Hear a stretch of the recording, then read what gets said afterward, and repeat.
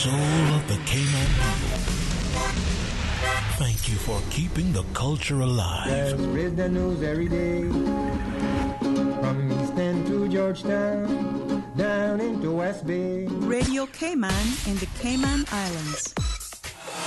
For the Record is brought to you by Fidelity Bank. For all your banking and pension needs, call or visit a Fidelity branch today. Vamped Motors, the only authorized Ford and Toyota dealership serving the Cayman Islands. And Cayman Pharmacy Group, with locations in West Base and professional pharmacy at CTMH Doctors Hospital. The Cayman Pharmacy Group has a location for you just around the corner. And Seaboard Marine. With over 35 shipping ports, find your shipping solution by calling Seaboard Marine at 949-4977. Coming to you live from Radio Cayman Studio. For the record. For the record. For the record. Hear from your government officials, independents, and the opposition on issues that matter to you. For the record. Engage in an open dialogue between residents and lawmakers. For the record. For the record. For the record. Informative, impartial, insightful. This is your talk show. 1-800-534-8255. Your calls, your input. This is For the Record. And now, your host, Orrett Connor. Good morning and welcome to For the Record. Today is Monday, the 15th day of October 2018.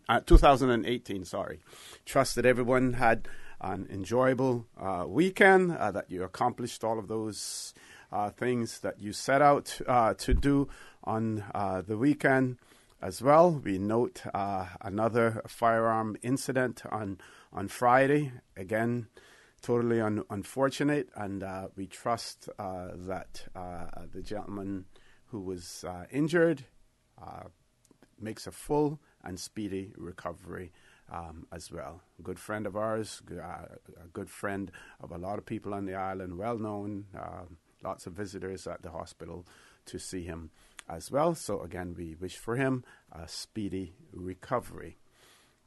I want to remind you this morning that For the Record is brought to you by Cayman Airways. Cayman Airways Limited. They have now notified everyone that they will have scheduled non-stop flights from Grand Cayman to New York City starting this December. So call Cayman Airways reservations on 949-2311, contact a travel agent, or visit CaymanAirways.com to book your flights today. Cayman Airways are national carrier. I want to thank you, our listening and viewing audience, for allowing Radio Cayman and, by extension, For the Record into your homes, into your vehicles as you traverse the busy roads of the Cayman Islands, into your places of work, whether it be an office cubicle or if you're working in the outdoors. For the Record is a show produced by the staff and management of Radio Cayman, and it is geared towards keeping you abreast of issues as they arise and play out on the local, regional, and international scene. I am your host, Orrett Connor, and you're welcome to join me every Monday, Wednesday, and Friday from 7:30 a.m. until 9:30 a.m. Our phone lines are always open. There is always someone there waiting to take your calls. Normally, that beautiful radio voice of Miss Susan Watson. You can call us on our toll-free number provided courtesy of Flo. That toll-free number is 1-800-534-8255. You also call us on 949-8037. and 949-6990. If you don't like to talk on the telephone, email us at For the Record. That is one word, For the Record, at candw.ky. We have a WhatsApp number, 925-3261, where we encourage you to send us a text message or leave us a voice note, the contents of which will be played during the course of the show as well. And of course, you can follow us on YouTube simply by subscribing to Radio Cayman Livestream.com. It is our pleasure to have in the studio with us this morning representatives from the Department of Environment. It is my pleasure to have the Director of the Department of Environment, Ms. Gina Petrie-Ebanks, and also with us, Mr. Fred Burton, who is the Manager of the Terrestrial Resources Unit at the Department of Environment as well. Folks, good morning. Welcome to For the Record. Good morning, OC. Thanks for having us. It's a pleasure to have you. I was all excited when I saw that you guys were coming on this morning. Although it is only for half of the show, we've split the show in two this morning. But it is good to have you on, and I am sure that all of our audience, listening and viewing audience as well, are quite eager to hear what you have to say about the iguana culling, because it is one of those things. It's like death and taxes. We all, we all encounter it sometime at some point in our lives. The green iguana, the invasive species, we all encounter that as well. That's right. So we'll start off with you, Ms. Gina. Go ahead and tell us what will be happening, all of the exciting news. Well, OC, really this morning we want to focus on a call for people who are interested in culling iguanas in this project that we're commencing to come and register with the Department of Environment this week. Mm-hmm. We're actually accepting registration from 4:30 until 7:30 in the evening every day this week, Monday through Friday. Okay.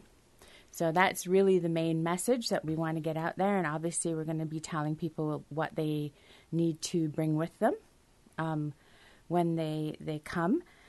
So colors we're accepting registration from companies as well as individuals. And we want the businesses to obviously have a trade and business license that has some sort of affiliation to the type of work that's involved in culling green iguanas. So landscape people, pest control companies, even property management and project management companies, anything, that where people are organizing groups of people to do something. Okay.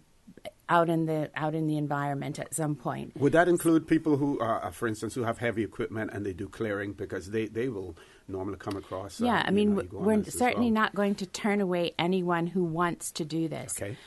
Seriously, and I'm going to turn that discussion over to Fred when I just finish talking about the individual colors. So individual colors, we're wanting those people to be Caymanian, so they need to bring some proof that they are Caymanian, your voter's registration card, something like that. You need to bring along a photo ID. Everybody does. The companies need to produce a copy of bring their trade and business licenses. We can make the copies at the DOE when you come. Okay. So don't feel you have to go to the trouble of making a copy of anything. Just bring the documentation with you and we can make the copies. So the other point about the timing I wanted to say is that we're not going to be able to register people before 4:30 or after 7:30, so please don't show up early or late. So it's 4:30 to 7:30 every day this week, Monday through Friday. So, okay, Mr. Burton. Okay, so there's a few sort of minimum requirements if you want to register, no matter if you're a company or if you're an individual. We need people who are going to be serious and wanting to get involved in this on an ongoing basis, because we're talking about well over 1 million green iguanas that we need to try and deal with here, and it's too big a task for the weekend warrior kind of approach.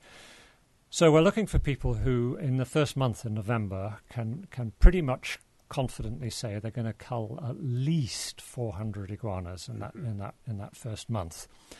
We know that things are going to get slower further on to the year when the iguanas are fewer. At least we certainly hope it starts to look that way. But to start, if you're not up for culling about 400 iguanas in that first month, then we probably wouldn't be wanting to register you alone. But people who want to get involved, who are on a smaller scale than that, can always get involved by partnering with other people, right? So if I can't quite do it, but between the two of us, OC, we reckon we can do 400, then one of us would register, right? And we'd divide the spoils, as it were. So there's no reason that people can't get involved if they're not at that level, but it would need some sort of grouping that can reach that level. And then typically for any one group, we'd only register one actual colour who represents that group. The other thing is anybody who's using an air rifle, please, when you come to register, or any other kind of firearm for that matter, please, when you come to register, bring your firearms license. Can I ask you to come a little further away from the mic there, Fred? Yes, Mm-hmm. Thanks. Okay. Go right ahead. Sorry for interrupting. Yeah. So firearms licenses is the other thing we want to make a copy of. If you've got a .22 air rifle and a license for it and you want to use it for the cull, the Royal Cayman Islands Police have shown have indicated to us that they'd be willing to accept applications to expand the conditions on those licenses. Okay, yes. Because at the moment, a standard firearms license says you can't cull close to a road or a public place. You can't operate at night, and these are obviously very, they're very good reasons for those restrictions. But the unfortunate thing is the green iguanas like to live where people are. They're very attracted to disturbed areas and areas that are built up.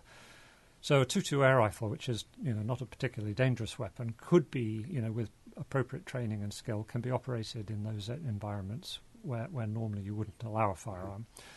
And the Commissioner of Police is open to registered colours with appropriate training to have the conditions on their licenses relaxed, specifically for the purposes of the iguana cull, not for any other reason. Okay. What about farmers who have licensed firearm for the purposes of farming?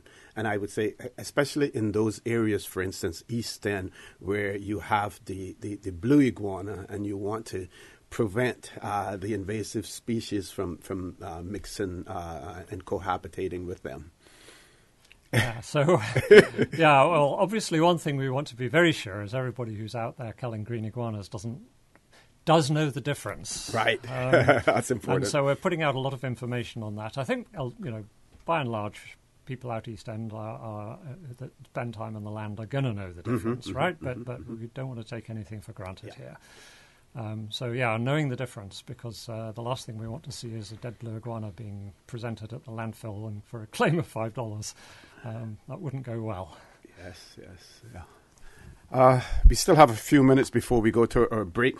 Some people have spoken about this proposed cull, and they have compared it, for instance, with what was done in, I guess, the 50s and the 60s with the agouti. Have you taken anything from that particular experience that we had and incorporated into what you're planning on doing here? These two situations, or the situation with the agouti and the situation with the green iguana, they're really very different. Green iguanas have completely different life histories. They produce many, many, many, many young, whereas agoutis, being mammals, don't. Yes. And so the reproductive rate's totally different. Where they live, also, the habitat that they inhabit, very different. So I think we certainly understand that people are used to, that it's not the first time in our history that we're having to do something like this. But in terms of our strategies, we've had to really, really look and be quite creative in terms of how we're going to deal with this particular issue, because there really isn't, as far as we're aware, any other country who's beginning to do this at this scale. Certainly not small islands like us. I think Puerto Rico has a program, and I know in Florida they also have some initiatives to get rid of green iguanas. But we really couldn't find a lot of. It wasn't like we could Google how do you get rid of a green iguana population and come up with a strategy. So the department did a lot of testing to find out. We did a lot of trials to find out what would be the best approach. Okay, folks, we're going to take a commercial break. At this time, when we return, we will continue our discussion about the green iguana culling, the registration period that has taken place. That conversation has taken place with the Director of the Department of Environment, Ms. Gina Petrie-Ebanks, and also with us we have the manager of the Terrestrial Resources Unit, Mr. Fred Burton. So don't change that dial. Please stay tuned. We all encounter the Iguana experience, so you need to hear about it, and you need to hear what's being done about it as well. Please stay tuned. The Cayman Islands boasts of a long, colorful, and rich history. In tribute to our roots, Radio Cayman, the voice of the Cayman Islands, is pleased to bring you the Historical Vignette Series, sponsored by Cayman National Bank. Visit Cayman National Bank today for all of your financial needs. The Cayman Islands, he hath founded it upon the seas. Alexander Selvin Eden, 1888 through 1985. Alexander Selvin Eden was a dedicated family man. He and his wife, Sarah Leonie Nee West, had 7 children, and their father made sure that they had the best education available. He loved to work the land and also raised livestock, providing steady employment for others. As a young man, he worked overseas on the construction of the Florida East Coast Railway, returning home after World War I. His major contribution was filling the void in transportation of goods and passengers between Georgetown and Bordentown, which he did with a horse-drawn carriage for 35 years in all kinds of conditions. The government called upon him for many duties in his district, including police service, tax collection, operation of the cattle dip to control ticks, service as foreman of roadworks, and as pound keeper, keeping stray cattle until their owners reclaimed them, and the maintenance of telephone lines. He also served as a member of the Assembly of Justices and Vestry.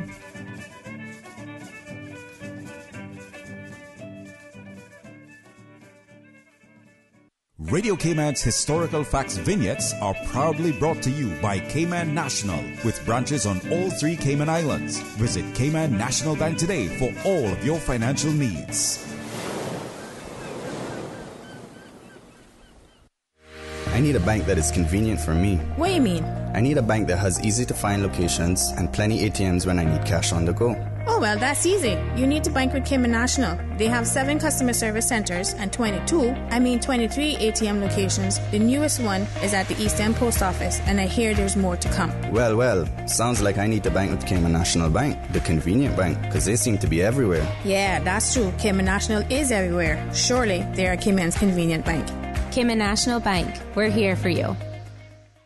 You remember the sale at Vamped Motors? Yeah, the Your Sale, Your Choice, the one where you can get cash back or can put the savings to extend the warranty or upgrade features? Yes, it's still going on, but now you can get $8,000 off a new Ford Ranger truck. $8,000, you know? You for real? Come see for yourself while they still have so much to choose from now through October. Save big during Your Sale, Your Choice at Vamped Motors. With almost every vehicle on sale, you decide whether to get your dream ride at its lowest price. Take cash back, add years to the warranty or service plan. Choose an add-on or mix your options. Your sale, your choice, because you know what you need, and Vamped Motors will help you drive it home. Vamped Motors on Walkers Road. Are you feeling sick but don't feel ill enough to go to the doctor? Ask your pharmacist for advice. Here at West Bay Pharmacy, our pharmacists have been trained to offer helpful, easy-to-understand advice on the treatment of everyday minor ailments for yourself and all the family. Anything from headaches, cough, and sore throat to cold sores, our pharmacists will know when medical help is needed and will not hesitate to refer you to your doctor if your symptoms demand it. Like doctors, our pharmacists have a professional code, which means all personal information you give them will be treated in the strictest confidence. Visit us today at West Bay Pharmacy, where we care about your health.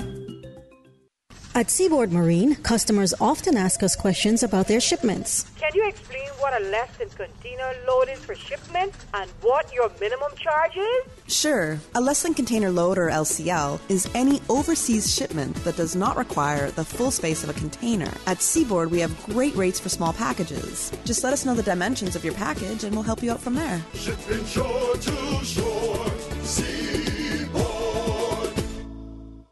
A trip to New York City is the experience of a lifetime. Starting this December, Cayman Airways will be offering daily non-stop flights from Grand Cayman to New York City. That's right, Cayman Airways is going daily to New York City starting this December. Stroll through Central Park or take in the bright lights of Times Square, enjoy a Broadway show, or visit museums, the Empire State Building, and so much more. Whether you're visiting for business or pleasure, you'll fall in love with New York City. And daily non-stop flights from Grand Cayman aboard Cayman Airways starting this December. For details and to book, call Cayman Airways reservations at 949-2311. Contact a travel agent or visit CaymanAirways.com. Cruise tourism is a vital part of Cayman's economy. It is the government's responsibility to create an environment where our people can have an opportunity to grow and prosper today, tomorrow, and into the future. It is a myth that Cayman does not need cruise tourism. It is a fact that cruise passengers spend $200 million per year buying services from small businesses, tour operators, attractions, restaurants, and retail shops. Those funds stay right here, supporting our economy and communities. Support the pairs. Support our tourism. System 1 loaded. 1-800-534-8255. What is on your mind when it comes to the government, independence, and the opposition? Issues that matter to you. 1-800-534-8255. Waiting to hear from you. For the Record, with your host, Orrett Connor. Good morning and welcome back to For the Record. In the studio with me this morning, it is my pleasure to have Director of the Department of Environment, Ms. Gina Petrie-Ebanks, also with us, the Manager of the DOE's Terrestrial Resources Unit, Mr. Fred Burton, and we're talking about the green iguana cull, something that is very important to all of us. Like I mentioned before, it's an invasive species, the green iguana. And we've seen the damage that can be done throughout the Cayman Islands as a result of that. So can we talk a bit about the environmental, social, and economic issues that arise from this whole issue of the green iguana? Mr. Burton? Well, I think probably the people who hurt financially most from the green iguana invasion are the people who own properties, homeowners, property managers. Because if you think about what people are having to shell out right now in cash to get these green iguanas off their properties so that they can grow decent landscapes, so they don't have to fish the mess out of the swimming pools and clean their cars every morning before they head out to work, it's going to add up to a lot of money. It's a kind of a quiet, hidden financial burden on just people here in Cayman that isn't talked about much, but I reckon if we went around and totted up what everybody's shelling out right now for green iguana cull services, it's going to be a big number. And then you think about the farmers who've had to make all kinds of adaptations to stop the iguanas eating their crops, especially the people who are growing greens have to basically grow them in cages, or else they have to put a lot of effort in stopping the green iguanas getting into where they're growing stuff. And then there's the unexpected ones. Like, I mean, who would think that CUC would have to go and put metal sheathing around all of the light poles to stop us getting shorted out and losing our power? These things are all adding up in a financial sort of sense. But the reason the Department of Environment is getting involved in this is that the iguanas are also having an immense impact on the natural environment. We've seen them defoliating native trees to the point that the trees die, that they stop producing fruit, that they stop. They're trying to put leaves out, and as soon as the leaves comes out, they're getting eaten, and then after a while, the trees die. We're seeing them, surprisingly and very disturbingly, raiding bird nests. We think of green iguanas as strict herbivores, but something's going on here. They're starting to eat animal matter, and we've had reports of them eating chicks out of bird nests, and of course also just trundling around the trees. They're knocking nests apart almost by accident as well. So they're impacting the bird life as well as the plant life. And we think if we just let this thing go wherever it's going to go, we're going to see what we call ecosystem change. That we quite possibly end up with our dry forests, which are where all of our unique biodiversity resides, turn into something else altogether.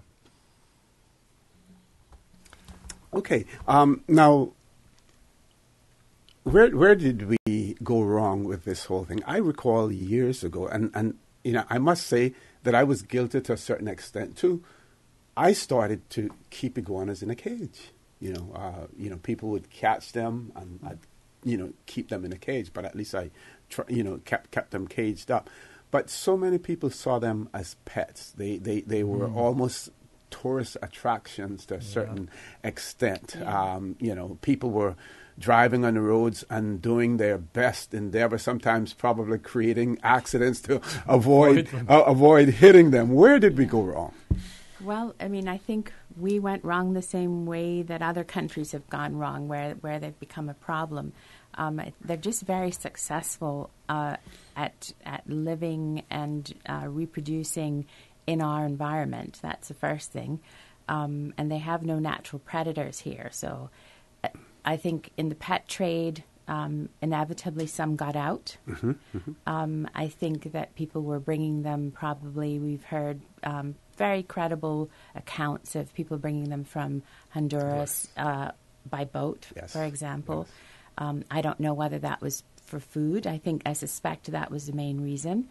And we believe that some of those got out. So it doesn't take very many iguanas breeding to start to ramp up, because they're prolific breeders in our environment.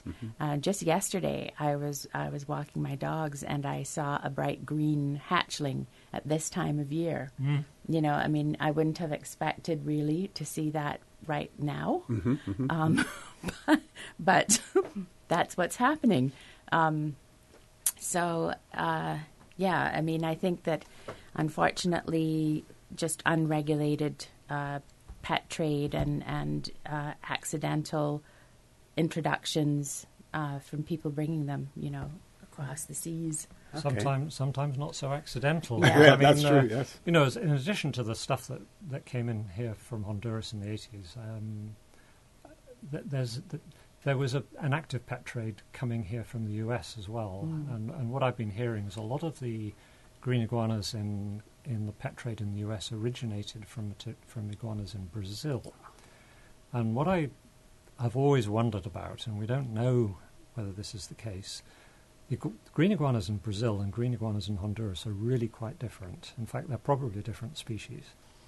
And if we've had them mixed here, then we could have one of these hybrid kind of situations going on. We're trying to actually find out if that's really the case. But if that is the case, it's the kind of setup you get for rapid evolution and particularly vigorous, aggressive populations. Yes. Okay, we've reached top of the hour for 8 o'clock news. Folks, please stay tuned. When we return, the conversation with Ms. Gina Peachtree Ebanks and Mr. Fred Burton will continue.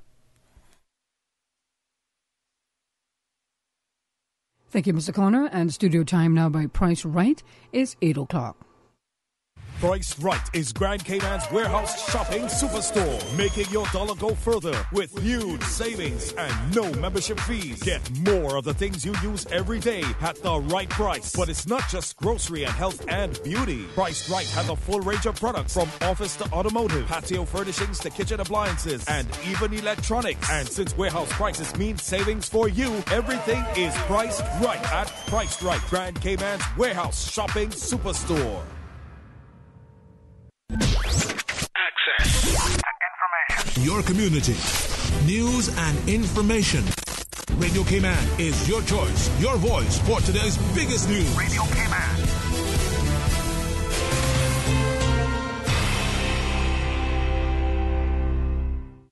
With your latest news, I'm Carsley Fuller. With Cabinet approving the planning process for the Cayman Islands 2020 Census of Population and Housing to be conducted by the Economics and Statistics Office, work has begun for this important national exercise. Let's check in now with Radio Cayman's Shanda Gallego. The Census Advisory Committee met for the first time on Wednesday, exactly 2 years prior to Census Day 2020. The committee will inform and advise the Economics and Statistics Office in planning for the census in October 2020. This will include helping with the finalization of the census questionnaire, such as the new questions that may be added. The planning for Census 2020 will cover all phases of preparation, fieldwork implementation, and post-field dissemination under 3 subcommittees for mapping, logistics, and training, as well as publicity. Shanta Gallego, Radio Cayman News. The Office of Education Standards, in conjunction with Cambridge Education Trust, conducts a 2-day training session for associate inspectors at the Georgetown Public Library. 8 local educational professionals, including senior educators, primary and high school principals, a senior school improvement officer, and the head of the Cayman Youth Service Department participated in the training. The main objectives were to build the capacity of the educational professionals in the Cayman Islands to facilitate effective self-evaluation in schools, promote collaborative approaches to inspection, and build a cadre of qualified, skilled local associate inspectors to support the inspection of schools and early year centers in the Cayman Islands. The training focused primarily on the new inspection framework, Successful Schools and Achieving Students, the new document that guides inspections. Director Peter Carpenter. The addition of 8 experienced and qualified associate inspectors to our team is really significant. It will ensure the quality and the future impact of inspections here on the Cayman Islands. The OES team is now inspecting 3 government high schools, 1 private school, and 2 early year centers as part of the program of regular inspections. And according to published reports, tourism pioneer Eric Bergstrom died Saturday at his home in Pompano Beach, Florida. He would have turned 85 on Sunday. In regional news, Guyana's government this week announced plans to remove mandatory fines and jail terms for people attempting suicide, others who practice obeah or witchcraft, as well as charges relating to roguery and vagabondage from local law books, among others. Guyana's Attorney General Basil Williams said these statutes dating back to British colonialism are no longer relevant today and will be largely scrubbed from the books as part of an exercise to modernize legislation and remove old, lightly enforced or abandoned clauses still available to police and the court system. Now with a check of international news, here's the BBC who will take us out of the newscast. I'm Carsley Fuller from Radio Cayman's newsroom. BBC News with Eileen McHugh. The BBC has gathered evidence that there have been more than 100 chemical weapons attacks in Syria since President Bashar al-Assad agreed to destroy his country's stockpile 5 years ago. Most involved the use of chlorine gas. Mr Assad has repeatedly denied that his forces have chemical weapons. The first vehicle for 3 years have crossed the main commercial border post between Syria and Jordan. The Syrian military retook the area from rebels in July. The closure of the Nasib crossing cut a vital transit route for goods across the region. Both sides in the Brexit negotiations have warned that an EU summit this week is unlikely to approve an agreement on Britain's withdrawal. The Irish Foreign Minister said he was frustrated and disappointed that intense talks had not succeeded. There are reports that Turkish officials investigating the disappearance of the Saudi journalist Jamal Khashoggi will search Saudi Arabia's consulate in Istanbul later today. The Turks suspect that Mr Khashoggi was murdered in the building nearly 2 weeks ago. The Russian opposition politician Alexei Navalny says he has been summoned to appear before police later today over a 2-year-old libel charge. In a blog post, he said the charge related to a complaint by a former Interior Ministry official whom he'd accused of corruption. Violent rainstorms in southwest France have left at least 13 people dead as flash floods swamped a number of towns and villages. Civil defence officials say the equivalent of 3 months' rainfall fell in just a few hours. The Aude River hit its highest levels in 100 years, approaching 7 metres. BBC News. Access information. What's happening in your community? News and information, music and more. You can find us. www.radiocayman.gov.ky. Like us on Facebook and follow us on Twitter. Radio Cayman is your choice, your voice for today's biggest news. Radio Cayman.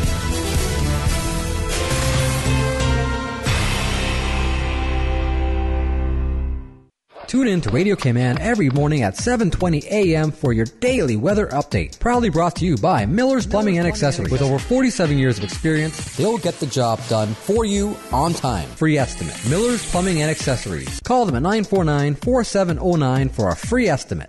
The Department of Children and Family Services would like to invite the community to a series of inspiring events recognizing the contributions of our senior citizens throughout October, the Older Persons Month. This year's theme is Respecting the Wisdom and Value of Older Persons. Key events include educational seminars, a beach walk, a variety show, gala, movie trip, and more across all 3 islands. For a full listing of events, get your copy of the Older Persons Month calendar at public buildings, dcfs@gov.ky, or contact DCFS at 949-0290.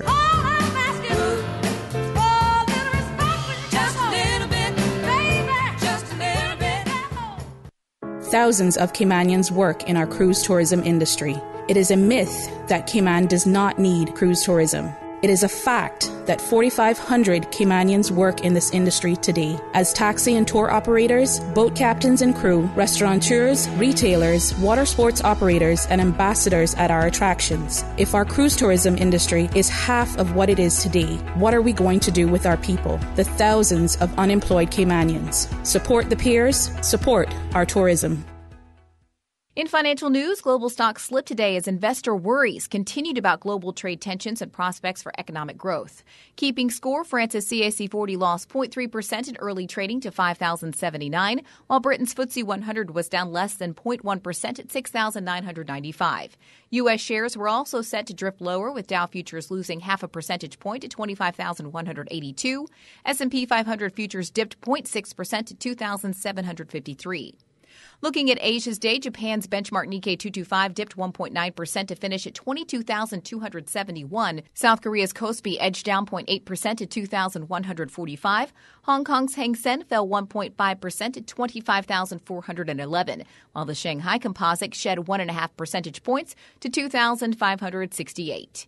In energy, U.S. benchmark crude gained 19 cents to $71.53. It added half a percentage point to $71.34 a barrel in New York on Friday. Brent crude used to price international oils added 40 cents to $80.83. And in currencies, the dollar slipped to 111.81 yen from 112.33 late Friday. The euro fell to 1.1570 from 1.1602. Do you have a customer shutoff valve installed downstream of your water meter? If not, please contact the Water Authority to discuss having one installed. The customer shutoff valve enables you to turn off the water between the meter and your property. In the event of a storm, turning off the customer shutoff valve can prevent unexpectedly high water bills and property damage should a leak occur in your property's plumbing. This hurricane preparedness tip is brought to you by Water Authority Cayman, suppliers of the world's most popular drink. The Tuesday and Thursday edition of The Business Buzz is brought to you by Cayman Medical Supplies, providing quality pharmaceuticals, medical supplies, and consumer products to healthcare providers, retailers, and ultimately the patients at a reasonable rate in a friendly, caring, and timely manner. Cayman Medical Supplies is located at number 93 Smith Road, Windward Center. Telephone 949-6211. Your weather update after 8 is brought to you by Brand Source Home Gallery, creating elegant bathrooms with European-style fixtures and fittings. Good morning. Time now for the latest weather report. Current temperature is 83. Relative humidity is 89%. Barometric pressure 29.88 inches and rising. The wind is out of the northeast at 9 knots. Overnight low temperature was 80 degrees. Synopsis indicate moderate to fresh winds and seas expected to continue across the Cayman area for the next 24 hours as a ridge of high pressure builds over the northern Caribbean. Isolated showers are expected as an area of low pressure over the southwest Caribbean slowly drifts west to northwest over Nicaragua. Radar images show isolated showers in and around the Cayman area drifting towards the west. Now the forecast for today and tonight, calling for partly cloudy skies with cloudy spells and a 30% chance of showers and possible thunder. Temperatures will rise to the upper 80s today and fall to the upper 70s tonight. Your winds will be east to northeast at 15 to 20 knots and seas will be moderate to rough with wave heights of 4 to 6 feet. Small craft should exercise caution over open waters for today and tonight as well. Low tide will be this morning at 8:22, high tide this afternoon at 4:24, and a low tide again tonight at 10:59.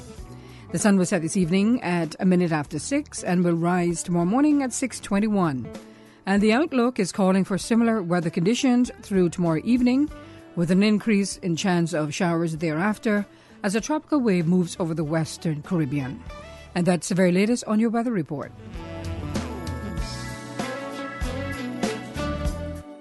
Babe, not tonight. I need to be rested for all-day meetings tomorrow.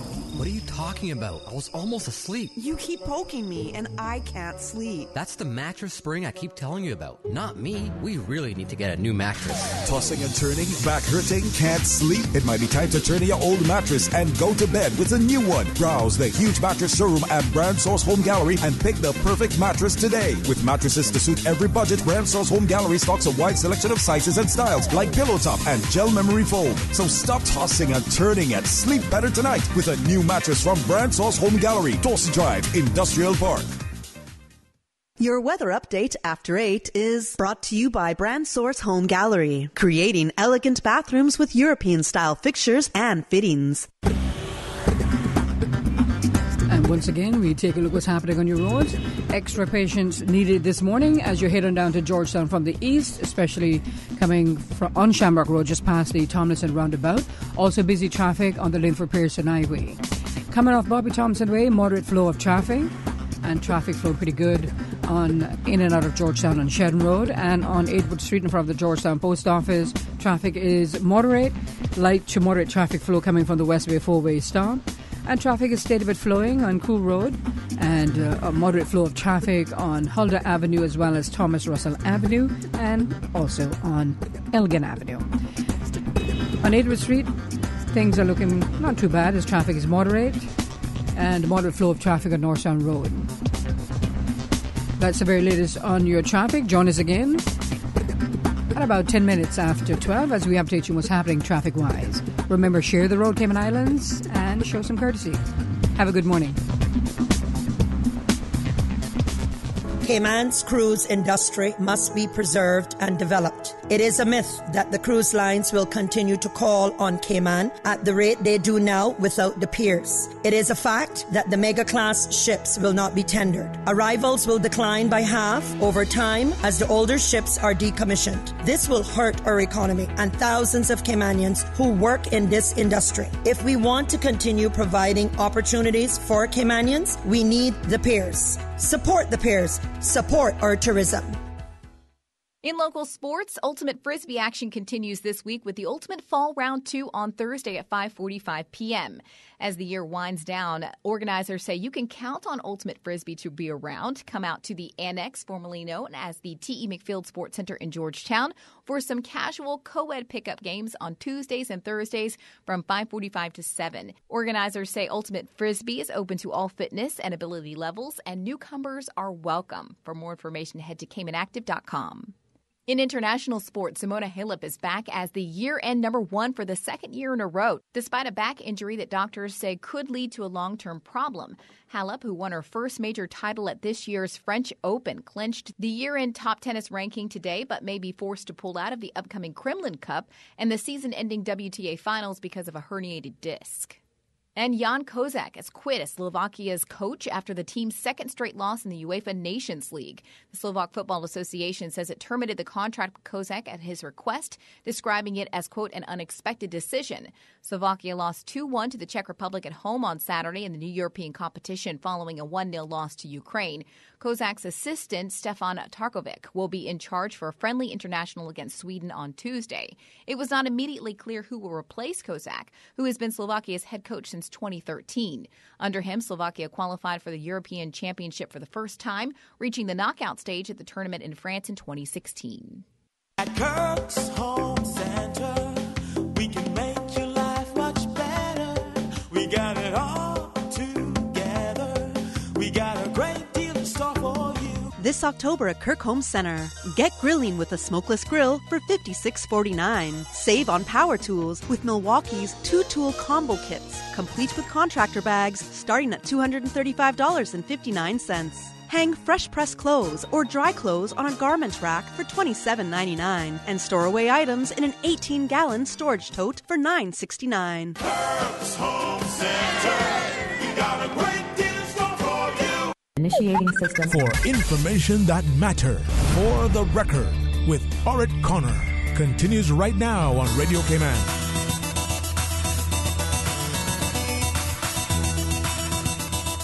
Good morning and welcome back to For the Record. It is my pleasure to have in the studio with me this morning the Director of the Department of Environment, Ms. Gina Ebanks-Petrie.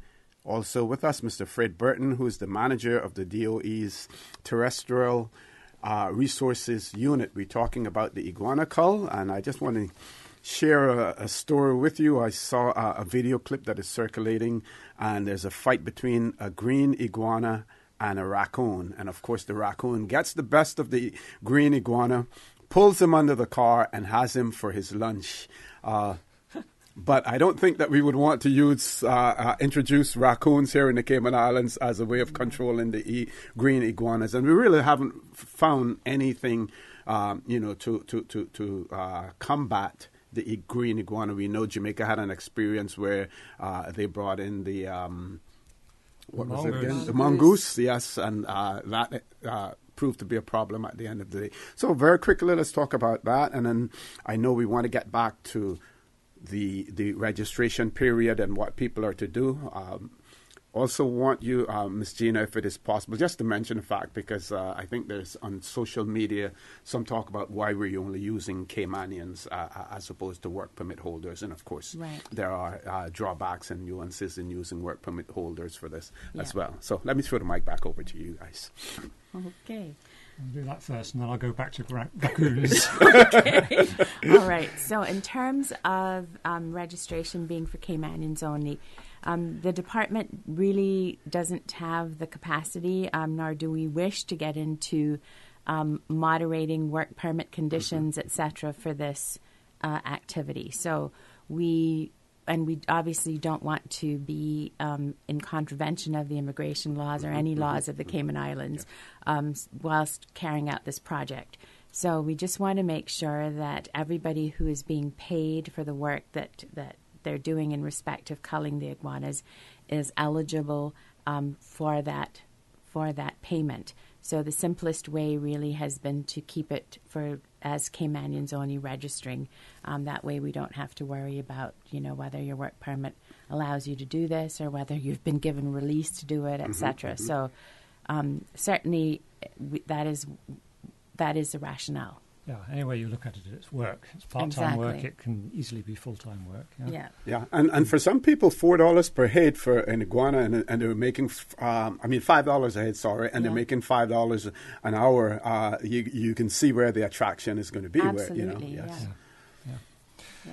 So raccoons. Yes. And mongoose. Raccoons and mongoose both are considered really damaging invasive species in their own right. Yes. And this is and Australia has the story par excellence of all the disasters that happen when you bring in one animal to control another, and then the animal that you bring in becomes a problem. So then you get another animal to control the animal that you brought in to control another animal. It's almost like the politics, the political process. So we really need to stay away from that and absolutely not start thinking about bringing in animals to control animals. That's it's a really bad idea. Yes. Yeah. Okay. And can we go over again how the cullers will operate? They will operate as independent workers. A little bit about the disposal of the iguanas and why the whole iguana as opposed to the head. Again, the comparison that was made with their agouti. People pointed out that you had to deliver the head, but then of course they consume the body of the agouti, as food. So there's huge difference between iguanas and agoutis when it comes to that as well, Ms. Gina. Well, certainly we don't have any objection to people bringing in iguana heads if they're consuming the bodies for food. So we just wanted to make that clear. We would accept heads. Okay.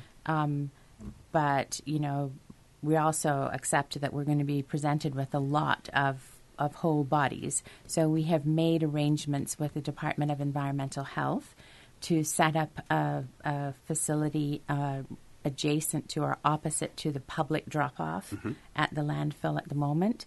And at that facility, we will be equipped to receive iguanas from cullers there. You've probably heard through media that we are in the process of hiring a contractor to manage the cull for us, because this is beyond our capacity at the Department of Environment. So cullers will actually be contracted with the management company. They will be paying them because it's going to be easier for them to pay them than government. Yes. So we will be paying the manager based on the receipts that we receive, and the manager will then be paying the individual cullers, or the companies who are registered to cull. So that facility is going to be open 6 days a week from 8 a.m. to 6 p.m., and it will be staffed, obviously, during those times. And the Department of Environmental Health will then be disposing of the carcasses, whether they be whole or heads, for us at the end of each day. Okay. So, but the initial registration is going to be through the Department of Environment, Yes. and then Yes. later on, then the transaction or part of it then will take place between the cullers and that Correct. contractor that who's going to manage the Yes. project. Yeah. Yes. So just a bit more on the heads and bodies things. What we don't want to happen is to have lots of iguana bodies being disposed of other than at the landfill. Yes. So we don't want people just to decapitate the iguanas because it's easy to carry heads, right? So when we register cullers, we're going to be asking them, are you planning to consume any part of these animals or not? And we're going to probably, there's definitely going to be, for instance, we're probably going to get a registration from Spinion, which is a company that exists for the purpose of preparing iguana meat. So we're going to expect to get heads from Spinion, but we're not generally expecting people to deliver heads. We want to get these animals, including unused bodies, Yes. out of the ecosystem. We don't want lots of dead iguanas rotting in the landscape. Yes. Yep. Okay, we still have about another 8 minutes, so I want to ensure that all of the points that you want to get across to our listening and viewing audience is put out there. So again, I know Mr. Dave Smith doesn't like me to use this phrase, throw the mic back over to you, but before I do so, we have some observations. This person says, my mother has wild cats in her garden and virtually no iguanas. There are also wild cats in my neighborhood and very few green iguanas. Perhaps the domestication of and collection of natural predators has contributed to the explosion of green iguana numbers. That was the question that person had. And another one says, will the companies registered in iguana culling be asked to verify Caymanian or not, those working with them? Are people already culling iguanas as well? Those are some questions that we had. Okay, so let's take the question of the cats. Yes. Certainly, I have seen wild cats consume green iguanas. That is true. The issue is that wild cats also consume native species. And to imply that because wild cats get rid of green iguanas, that's therefore a good thing, I think is a little bit misinformed. We have significant issues with wild cats in our environment, with our native birds in particular. They can decimate bird species. We've seen them on the Brack, for example, having a real significant impact on the brown booby population over there. They're nesting on the ground, and we have evidence of wildcats both on the Brack and in the red-footed booby colony on Little Cayman. So that is not a good solution. Wildcats are also responsible for the extinction of rock iguanas in many places throughout the Caribbean, and they're one of the main reasons that the blue iguana almost went extinct. Okay. Yes. Companies. Yes. And yes, okay. So basically, when a company registers, we ask them for the trade and business license. The trade and business license tells us that they are legally established and able to work. That's our requirement. The company is required by the law to act lawfully. And if they have employees on work permits and there are proper work permits and everything is okay, then we have no problem with that. And basically we take the view that we register the person or organisation we register. We want to be clear that that's a legal process. What happens downstream of that is subject to all of the laws of the Cayman Islands. Right. And simply, unless you registered, when you go and you deliver that iguana body or the carcass or the head, you're only going to get paid if you were registered. Correct. So, for instance, if you're a company and you have work permit holders, those individual work permit holders will not be able to go in and collect money for it because they're not registered as such. I think we have one caller. Can we go to the phone lines? Caller, good morning. Welcome to For the Record. Hey, good morning. Good morning. It's Alice May. I'm not going to go out culling, but we all experience the green iguana pest. Just a thought. When people come across the nest full of eggs, they need to destroy those as well. And how do we recognize the iguana nests? I know they just love to burrow and bury their eggs or something. Maybe people should be aware of that. You see a nest, don't leave it. You destroy the eggs. All right, just a thought. Thank you very much, caller. We have one more, so we'll take that caller and then you can answer both if this one has a question as well. Caller, good morning. Welcome to For the Record.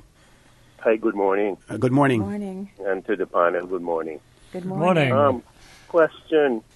How, maybe I missed it earlier because I didn't tune in until the program already started.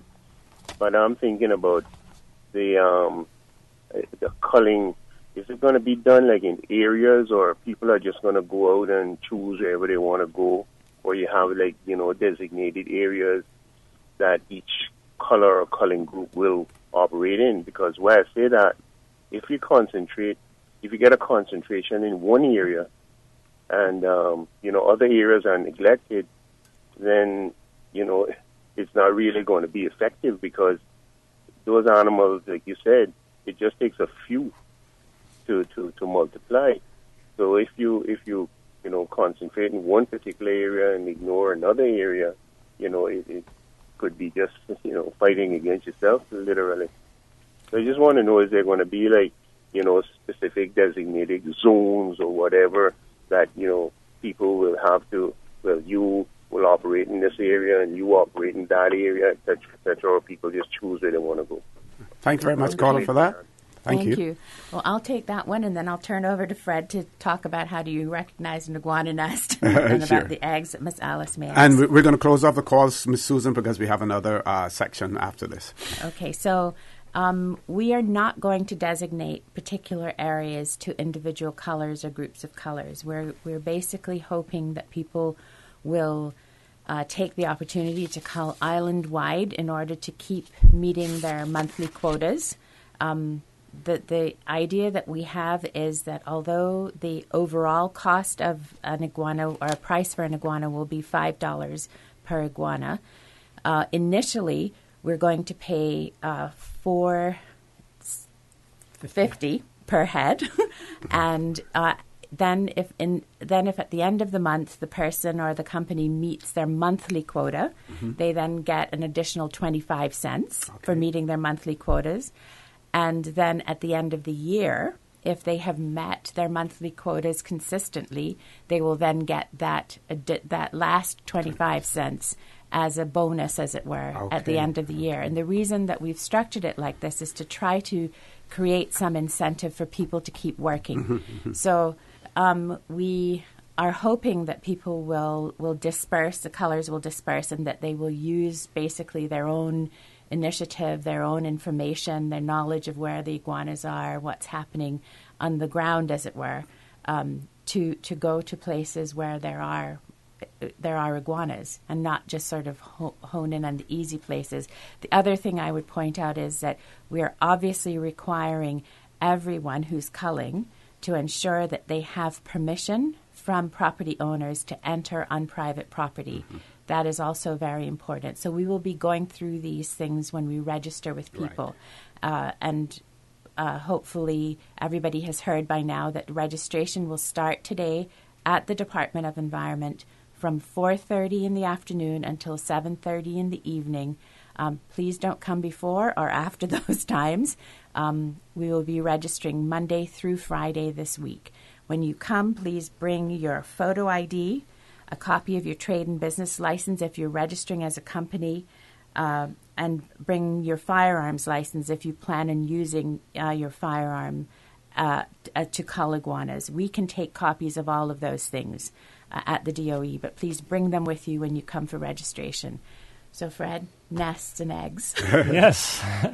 Actually, just the area-by-area approach isn't a bad idea by any stretch of the imagination. My feeling is that that's going to become very important down the line when the numbers are smaller and we actually need to start thinking about clearing out areas. But at this point, we just need to get the big numbers down, Eggs, iguanas are really good at disguising their nests. They put the eggs, 8 inches underground or sometimes more. They cover back the tunnel, they scatter leaves and soil around the surface. So unless you actually see the iguana nesting, you're very unlikely to be able to quickly and easily dig out and find the eggs. But if you do happen to find the eggs, yes, please do destroy them. We're not focusing on that for the cull for the simple reason that it's not a very effective way to get large numbers. What we really want to do is focus on killing the reproducing adults and the hatchlings as they emerge. What we're expecting is that we're going to be able to get a large proportion of the breeding population culled before next year's breeding season, and that will cut down the reproduction next year. But then we're also expecting that because the population pressure will be lower, the reproduction will be more powerful. So we're working against the forces of nature here, and we better expect the unexpected. We had one other question off air, and I know we're running out of time, but very quickly, this person says that they snare iguanas, right? They don't use any type of weapon; they just snare them. That's good. And I just pointed out to those persons, and they said something like 150, and they simply just dump the bodies.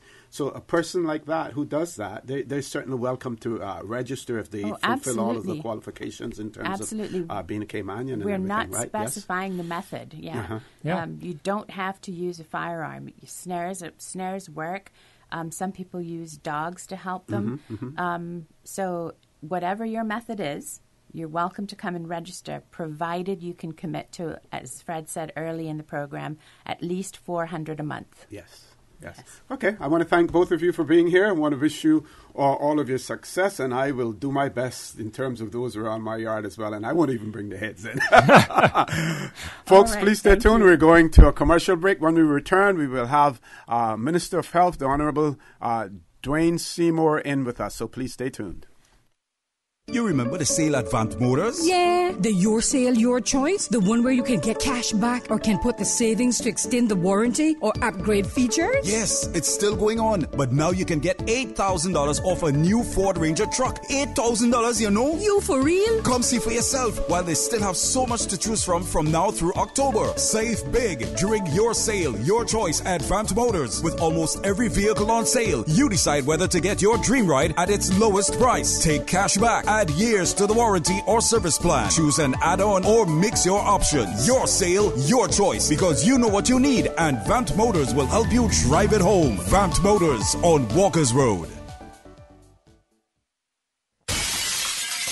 Sometimes things just don't go as planned. That's why you need Contractors All-Risk Insurance from Fidelity Insurance Brokers. Ensure you're covered in the event of property damage and third-party injury or damage claims during your construction projects. And with Fidelity Insurance Brokers, you can be sure you are getting competitive pricing and superior customer service. Call us today for a free quote. Fidelity, we're good for you. A trip to New York City is the experience of a lifetime. Starting this December, Cayman Airways will be offering daily non-stop flights from Grand Cayman to New York City. That's right, Cayman Airways is going daily to New York City starting this December. Stroll through Central Park or take in the bright lights of Times Square, enjoy a Broadway show or visit museums, the Empire State Building, and so much more. Whether you're visiting for business or pleasure, you'll fall in love with New York City. And daily non-stop flights from Grand Cayman aboard Cayman Airways starting this December. For details and to book, call Cayman Airways reservations at 949-2311. Contact a travel agent or visit CaymanAirways.com. It is your time, Cayman Islands. Take advantage of this final in the series of the opposition's meetings on Cayman's cruise industry and get accurate information and sound analysis and have your say at the East End Civic Center on Monday, October 15. Get the facts and help keep Cayman's cruise industry bright. Is Cayman maintaining its competitive edge? Is docking more efficient and workable than tender service? What drives passenger satisfaction and return visits? Join the opposition for the final in the series of island-wide meetings on Monday, October 15th at the East End Civic Center at 7:30 p.m. It is your time, Cayman Islands. Your time to have your say. The opposition, safeguarding our future. 89.9 Radio Cayman helps you to weather the storm during this hurricane season. One of the most crucial elements of hurricane preparedness is storm awareness. During the season, it is of utmost importance to pay attention to the latest local weather forecast, as hurricanes do not suddenly form or strike. There are various methods of advanced notification. Utilizing such may be the difference between a favorable outcome and disaster. Both television and radio serve as excellent mediums with up-to-the-minute storm path information in the wake of a hurricane. Another method of tracking a hurricane may be only arm's length away. Your smartphone or tablet can be your most valuable tool before, during, and after a storm, providing countless numbers of apps with crucial hurricane information. Many apps allow you to track storms with moving radar and satellite imagery, plus offer alerts, current conditions, forecasts, advisories, and even video. This hurricane preparedness tip was brought to you by your community radio station, Radio Cayman, 89.9 FM. We are Radio Cayman, and this is how we wake you up in the morning. Praise time on Radio Cayman. Sing your praise to the Lord. Come on, everybody, stand up and sing one more. Hallelujah, give your praise to the Lord. We are united in Jesus Christ. We are the soldiers of the Lamb. Praise time. Weekday mornings from 6 until 6:30. There's a meeting up in heaven. Roll call. It's a name in the Lamb's book of life. Roll call, brother, sister. Roll call. If you don't stop shouting, if you don't stop dancing, we're going to put you out of our church. Praise time. Jesus in the morning, yeah. Weekday mornings from 6 until 6:30. Your song flowed through my lips. Your work moved through my hands. Your thoughts stay on my mind. Live in me. System 1 loaded. 1-800-534-8255. What is on your mind when it comes to the government, independence, and the opposition? Issues that matter to you. 1-800-534-8255. Waiting to hear from you. For the Record, with your host, Orrett Connor. Good morning and welcome back to For the Record. On the second segment of our show this morning, it is my pleasure to have in the studio with me the Honorable Dwayne Seymour, the Minister who has constitutional responsibility for health, environment, culture, and housing, and also with us, MLA and Councilor Mr. David Wight. Gentlemen, good morning. Welcome back to For the Record. Good morning. Thanks for having us. Good morning. It's great to have you here as well. Minister, we're going to be talking, other than health this morning, about some other things as well. Very, very interesting. One of the topical issues that has taken place, the discussions that have taken place throughout the country as well. Tell our audience about it. Yeah, well, I believe we're here to talk about the much talked about cruise port. Yes. Cruise project, and there's a lot of conversations going on online And, we just had a meeting at the Family Life, which was very healthy, a healthy discussion. I'm proud of the Deputy Premier and Minister for Tourism for the amount of patience that he actually showed and his team in terms of I've never seen a meeting where a person just allowed everybody to have their say. He didn't care what time of night it was. I mean, I left there. I was so tired at 12:30 in the morning. I left there. But definitely trying to give everyone an opportunity to hear them out and let that also form part of our way forward. There's nothing cemented. There's a lot of the environmental committee is still reviewing stuff. And I believe this is the best opportunity that we will have with such a wide cross-section of politicians. I mean, we have almost a tri-political assembling together of the PPM, the UDP, or the CDP, and then we have independents all working together to make government work. And it's actually working. Some have said this works actually better than actually just one party actually running it themselves. There's a lot of balance there. Caucus meetings are quite vociferous. There's no walk in the park in caucus, as the Premier would tell you. It's just the way that this government is running, and I can just tell you from the bottom of my heart. I've been involved in situations where I was with one party running the whole government, and now I'm in a situation where it's a coalition running the government, and it's quite interesting that this is actually running quite different from no disrespect to what I'd been with before in the UDP, but I think we have 13 members of the coalition who represent more than the 6 of the opposition, and so if the opposition is telling me that the 13 of us who campaigned on something, our say is not as worthy as theirs, and we represent more people than they do, and definitely a wider cross section.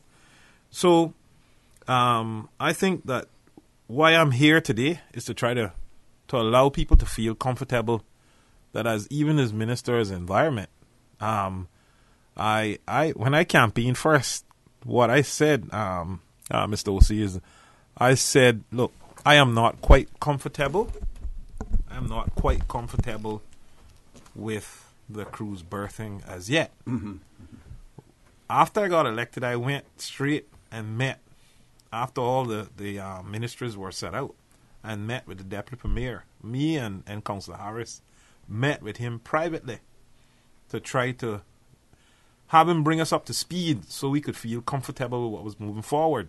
One of the things I wasn't comfortable with was the ratio of the amount of passengers that they said wouldn't come off the ship. The 10%, 90% ratio that they talk about in other Caribbean islands. And after, I found out that my investigations was true, but that wasn't really the main point. That was only one point, There's so many other things that we can talk about, and I'll allow Councilor Wight to go ahead and give his introduction. All right, but before we go to Councilor Wight, in terms of while you said that you really didn't campaign on the port itself, what have you gotten the feel from your constituents in terms of the direction you should go with this, whether or not you should throw your support behind it, whether or not the majority of your constituents are for some sort of expanded, enhanced cruise berthing facility? Well, I think once they receive the facts, and all the facts are not out yet, right. And I plan to go to my people, as I usually do, to talk to them about the real sense of this project in itself. When I say I didn't campaign against it, I had some questions and I was uncomfortable about certain things.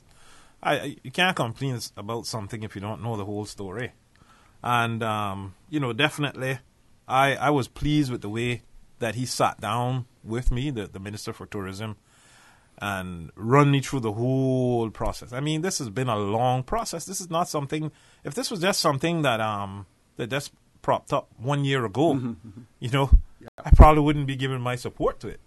And people talk about all kinds of stuff about how much it's going to cost and all kind of stuff. That's not confirmed yet, But I do have my threshold that I believe that 2 piers or whatever should not be over a certain amount. And if it comes to that point, then that's something that we'll discuss in caucus. And what I'm saying is that I am the voice of the voiceless. And I take that very serious. And for people who are scared to get up, for people who don't normally come out to meetings or get interested in politics, I am here as your balance, and you can believe that I'm doing as best of a job that I can do with all the tools that I've been given to ensure that this country gets, value for money. And I'll allow, sure, because I could go on. Councilor Wight, good morning. Welcome back to For the Record. Good morning, OC. Good morning, Minister Seymour, and good morning to the listening public. Yes. I would like to first start by emphasizing that I'm not an expert or qualified engineer, but I feel I have been blessed with some common sense and some education where I can make a determination of the facts. And I know I was seeing from the outside for the last administration, the 4 years of the proposed dock, the cruise berthing facility. But now I am, as a Councilor of Tourism, I've been able to see certain things and hear certain things from the inside. And I will agree, I am for the port, the cruise berthing facility, after I have gone through the facts. And one of the main things that I would say that really is determining is the Minister for Tourism, the Honourable Mose Kirkconnell. When he tells us, and it's also the same with the other ministers, the Premier, everyone, they emphasize that if the EIA came back and said any damage to the 7 Mile beach or any major damage to coral when the pier is going to be, the pilings are going to be dug and put in, we wouldn't be having this conversation.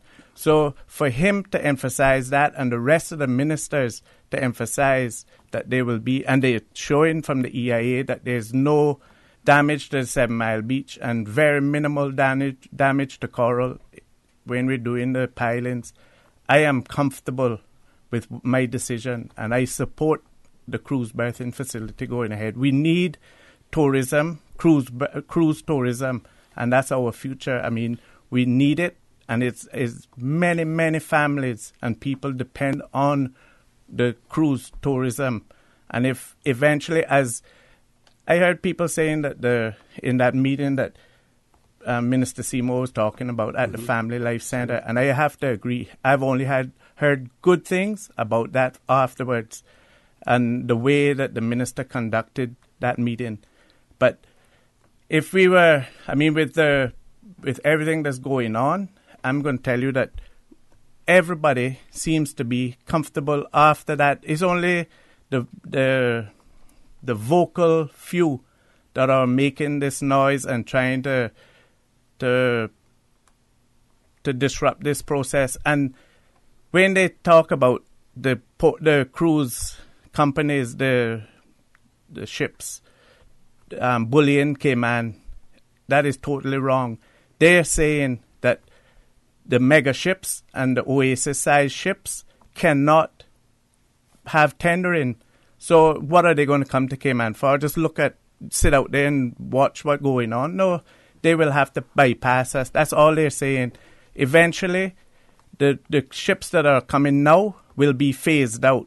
So in years to come, we will have no ships, because they're phasing out the smaller ships. the bigger ships can't come here if we don't have without the berthing facilities.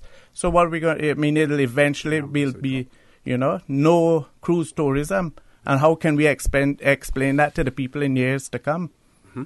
Okay, we're going to take a commercial break. Folks, please stay tuned. Don't change that dial. Conversation with Minister Dwayne Seymour and the MLA and Councilor, Mr. David Wight, will continue after this brief message. At Seaboard Marine, customers often ask us questions about their shipments. Hi, I'm thinking of buying a car from the States. Which port do you ship out of? Hi, we ship out of Miami, Houston, and Brooklyn. Just let us know your port of choice and we can provide you with a quotation and answer any questions you may have on insuring and protecting your vehicle during its journey. Shipping shore to shore, A trip to New York City is the experience of a lifetime. Starting this December, Cayman Airways will be offering daily non-stop flights from Grand Cayman to New York City. That's right, Cayman Airways is going daily to New York City starting this December. Stroll through Central Park or take in the bright lights of Times Square, enjoy a Broadway show or visit museums, the Empire State Building, and so much more. Whether you're visiting for business or pleasure, you'll fall in love with New York City. And daily non-stop flights from Grand Cayman aboard Cayman Airways starting this December. For details and to book, call Cayman Airways reservations at 949-2311. Contact a travel agent or visit CaymanAirways.com. The Cayman Pharmacy Group provides you with more than just prescriptions. We strive to make your health our concern. We recognize the complexities of pharmaceuticals and the need to personalize your care. That is why we offer personalized one-on-one counseling. Our pharmacists are here to assist you with questions you may have about your health and the medications you've been prescribed. With West Bay Pharmacy and CTMH Doctors Hospital Pharmacy, the Cayman Pharmacy Group has a location for you just around the corner. We care about your health. Not all insurance is created equal, but who has the time to shop around? Take the guesswork out of your insurance coverage with Fidelity Insurance Brokers. Let us match you with the best coverage to suit your needs at a price to suit your wallet. Plus, get superior customer service from dedicated claims professionals to ensure speedy claims processing. Get your insurance through Fidelity Insurance Brokers. Call us today at 949-7822 for a free quote. Fidelity, we're good for you. Initiating system. For information that matters. For the record, with Orrett Connor. Continues right now on Radio Cayman. Good morning and welcome back to For the Record. In the studio with me this morning we have MLA and Councilor Mr. David Wight. We also have with us the Honourable Dwayne Seymour, Minister of Health, Environment, Culture and Housing. But we're not necessarily talking about any of those topics this morning. We're talking more about the proposed cruise berthing facility. Most people will say that in most instances, or politicians or members of the Legislative Assembly certainly support the provisions that we have in our Constitution for people's initiated referendum.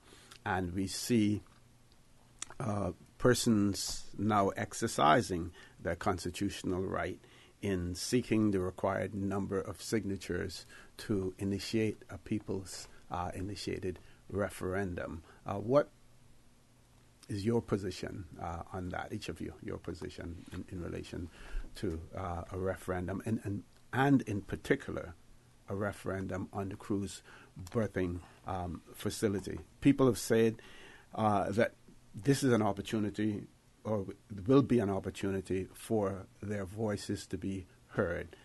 At the other, and they're saying it is not against the cruise berthing facility. The referendum isn't.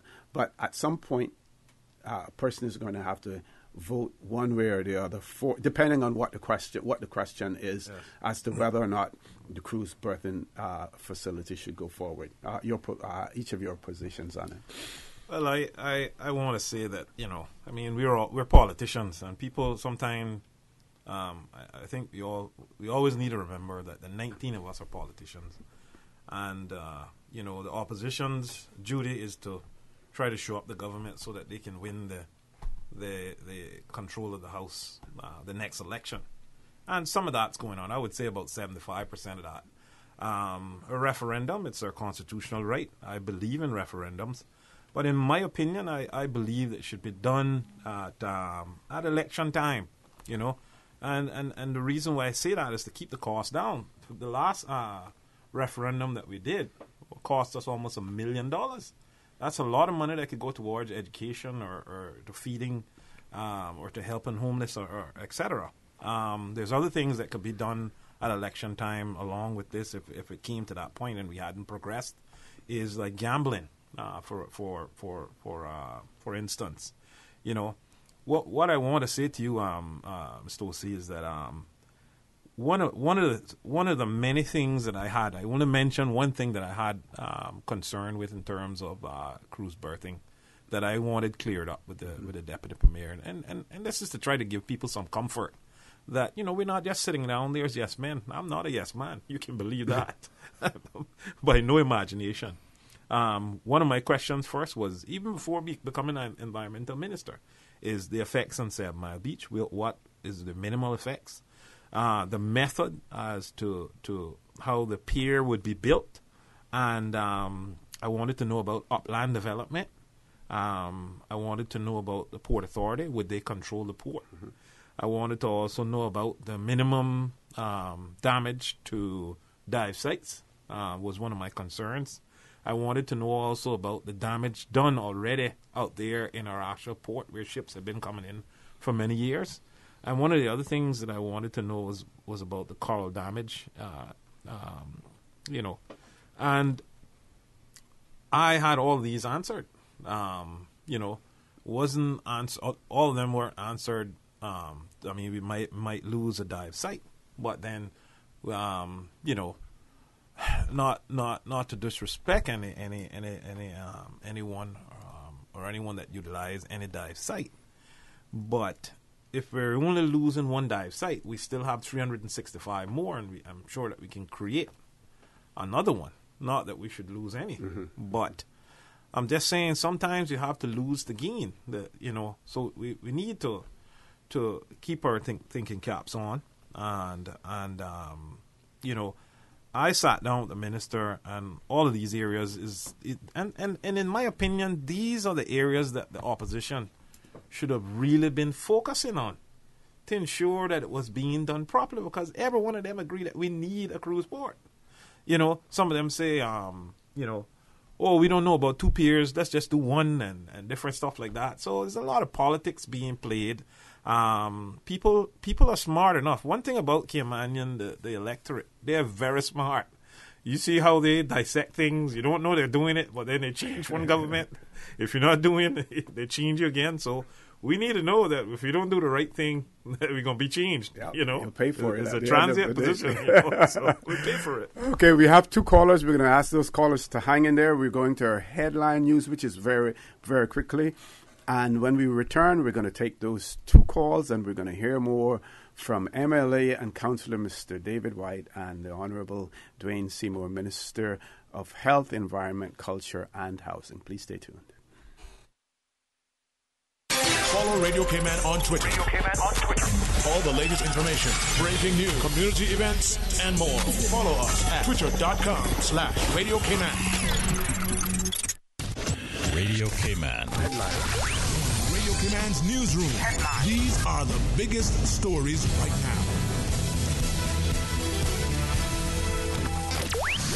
The Ministry of Community Affairs announces the appointment of Paulinda Mendoza-Williams as the Director of the Department of Children and Family Services effective November 13th. Government says following a recent recruitment process, which attracted a number of strong candidates, Mrs. Mendoza-Williams was offered the DCF directorship. In international news, Turkish officials investigating the disappearance of Saudi journalist Jamal Khashoggi will search Saudi Arabia's consulate in Istanbul later today. Turkish officials believe Mr. Khashoggi was murdered in the consulate by Saudi agents nearly 2 weeks ago, but Riyadh strongly denies this. Diplomatic pressure is growing on the Saudis to give a fuller explanation. On Monday, Saudi Arabia's King Salman ordered an investigation into the case. And Brexit negotiations have hit a, quote, real problem over the issue of the Irish border. Ahead of a key summit, the EU is believed to be seeking further reassurances to prevent a so-called hard border involving physical checks. Hopes of a breakthrough were raised when the Brexit secretary made an unscheduled trip to Brussels on Sunday. But talks faltered over the need for a backup plan known as the backstop to avoid a hard border. Those are your headlines. I'm Karsley Fuller. Radio Cayman, the voice of the Cayman Islands. What's happening in your community? News and information, music and more. You can find us. www.radiocayman.gov.ky.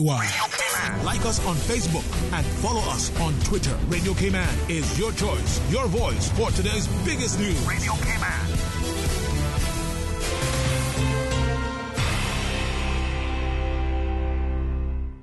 Initiating system. For information that matter. For the record with Orrett Connor. Continues right now on Radio Cayman. Good morning and welcome back to For the Record. We have 3 callers, but before we go to the call, we want to give MLA Mr. David Wight an opportunity to respond to my question in relation to the referendum. Mr. Wight.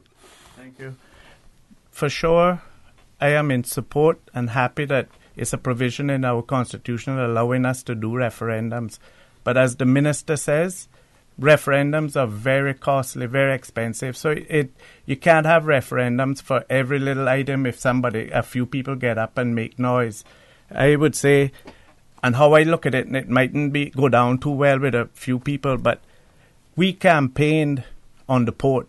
So in my view, the referendum for the port was really the elections. For us to be elected on the promise of erecting this port, the cruise berthing facilities, I think that's the referendum there. For us to have a referendum for the port now, and it being so expensive, I think that we've gone beyond that stage now. Okay, 2 points there very quickly, though. Yeah.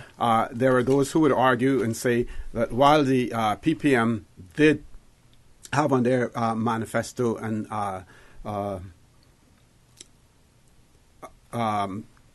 campaign, on the strength of that, with the point that they would have the cruise berthing facilities. There's this whole question of mandate, and because of the fact that it is a coalition government, there are those who feel that there is not an outright mandate for the cruise berthing facility. The other one has to do with the cost. If at the end of the day they get the sufficient number of signatures to initiate the referendum, then the government has an obligation, because the Constitution says shall, uses the word shall in there. The government will be obligated to move forward with the referendum. Now, whether or not it will be too late at that point in time, is another question, because no one, I shouldn't say no one, I am not aware, and I don't know whether or not anyone asked that meanwhile that a hold should be put on moving forward with the port until such time as the people's initiated referendum was held. And that would be the danger. That would mean that nothing would get done in Cayman for the next 50 years, because every opposition would use that opportunity to stop everyone's project. I want to remind people that we in the Cayman Islands in itself, in terms of Caymanians, we are the majority of the minority. Likewise is the PPM, the majority of the minority. Okay. 4 calls. We're going to ask everyone to be as brief as possible, because remember, our guests weren't on here since 7:30, only from the 8:30 juncture. So please be as brief as possible. First caller, good morning. Welcome to For the Record. I know you've been waiting for a while. Thank you very much for being so patient. Good morning. Good morning, ma'am. Yes, good morning to your panel. Good morning. Good morning. Yes, hi. Mr. Seymour just said, what a referendum would cost the Cayman Islands. It's very expensive to do one, and if we could put it into helping our homeless and our schools and so forth. I just want to say, we're going to put over $80,000 into catching iguanas. That should be going into homeless people and feeding our people, our Caymanians, and sheltering them if they need shelter. But I just want to say, Mr. David Honey, you mentioned that these small ships will eventually no longer be on Earth after a period of time. Well, someone asked the question tonight at the meeting, and the guy for the cruise line said that we will always have small ships. It's just that we're making big ships, and in other words, they want Cayman to have a piece of the pie as well, too. And I just want to know how many of these mega ships will be arriving on a daily basis. And another thing, I feel if everybody's so concerned in this referendum that's going on right now, all these signatures is all up in arms in regards to a certain extent, fighting against it, why don't they come out and do a referendum on the North Sound and Red Bay and Georgetown to see who will come out on top? Because I'm going to tell you all right now, I raised up in Georgetown.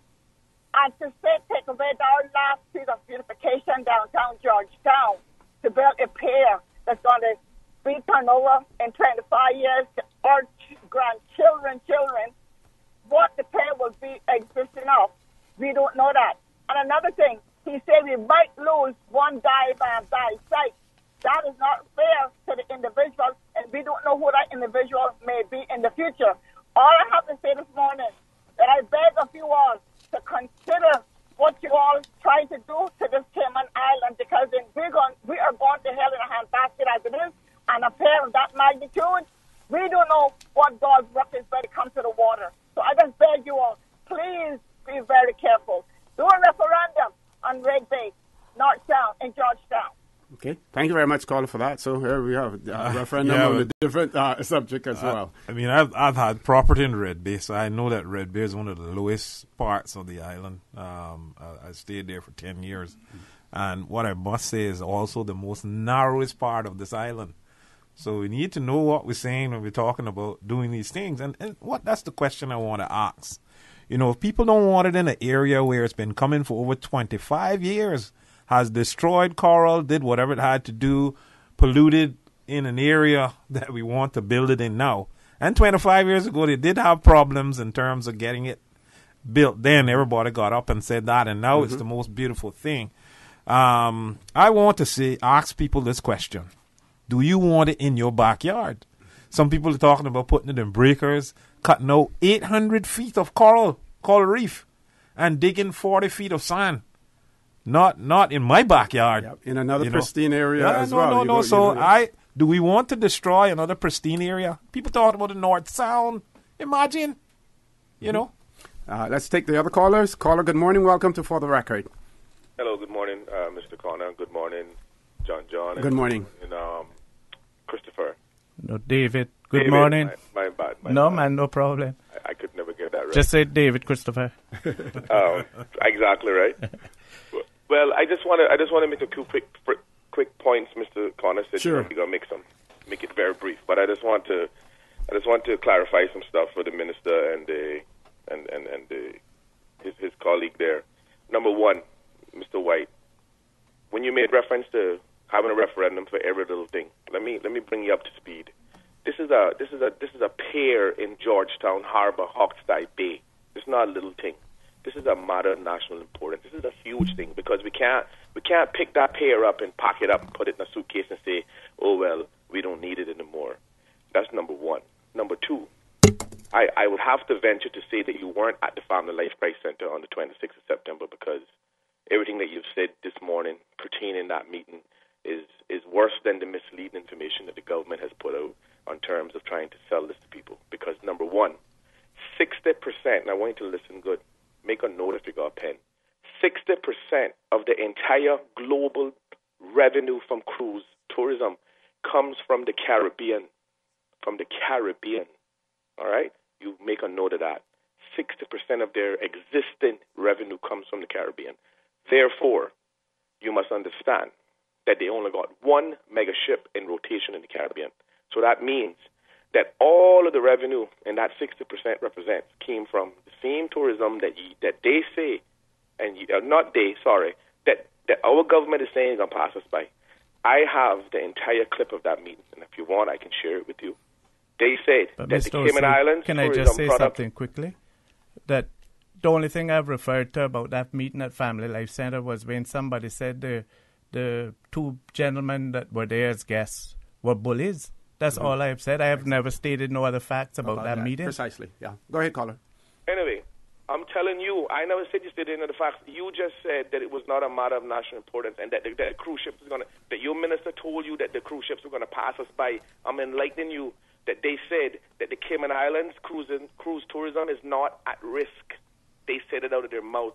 If we didn't build a cruise berthing facility, it just said that they would not be able to dock their mega ships, okay? And they are not building majority mega ships between now and 2027, sir. It's in their annual reports. It's in all of their growth for the next 10 years. It's there. Secondly, Mr. Seymour, you know, I find it really funny that a minister that's in charge of health is on the radio supporting a port when we got an existing landfill that is poisoning the air of our country. And it's been sitting there since Hurricane Ivan, building and mounting. And yes, I do know that there's been some valid strides to try to resolve the issue.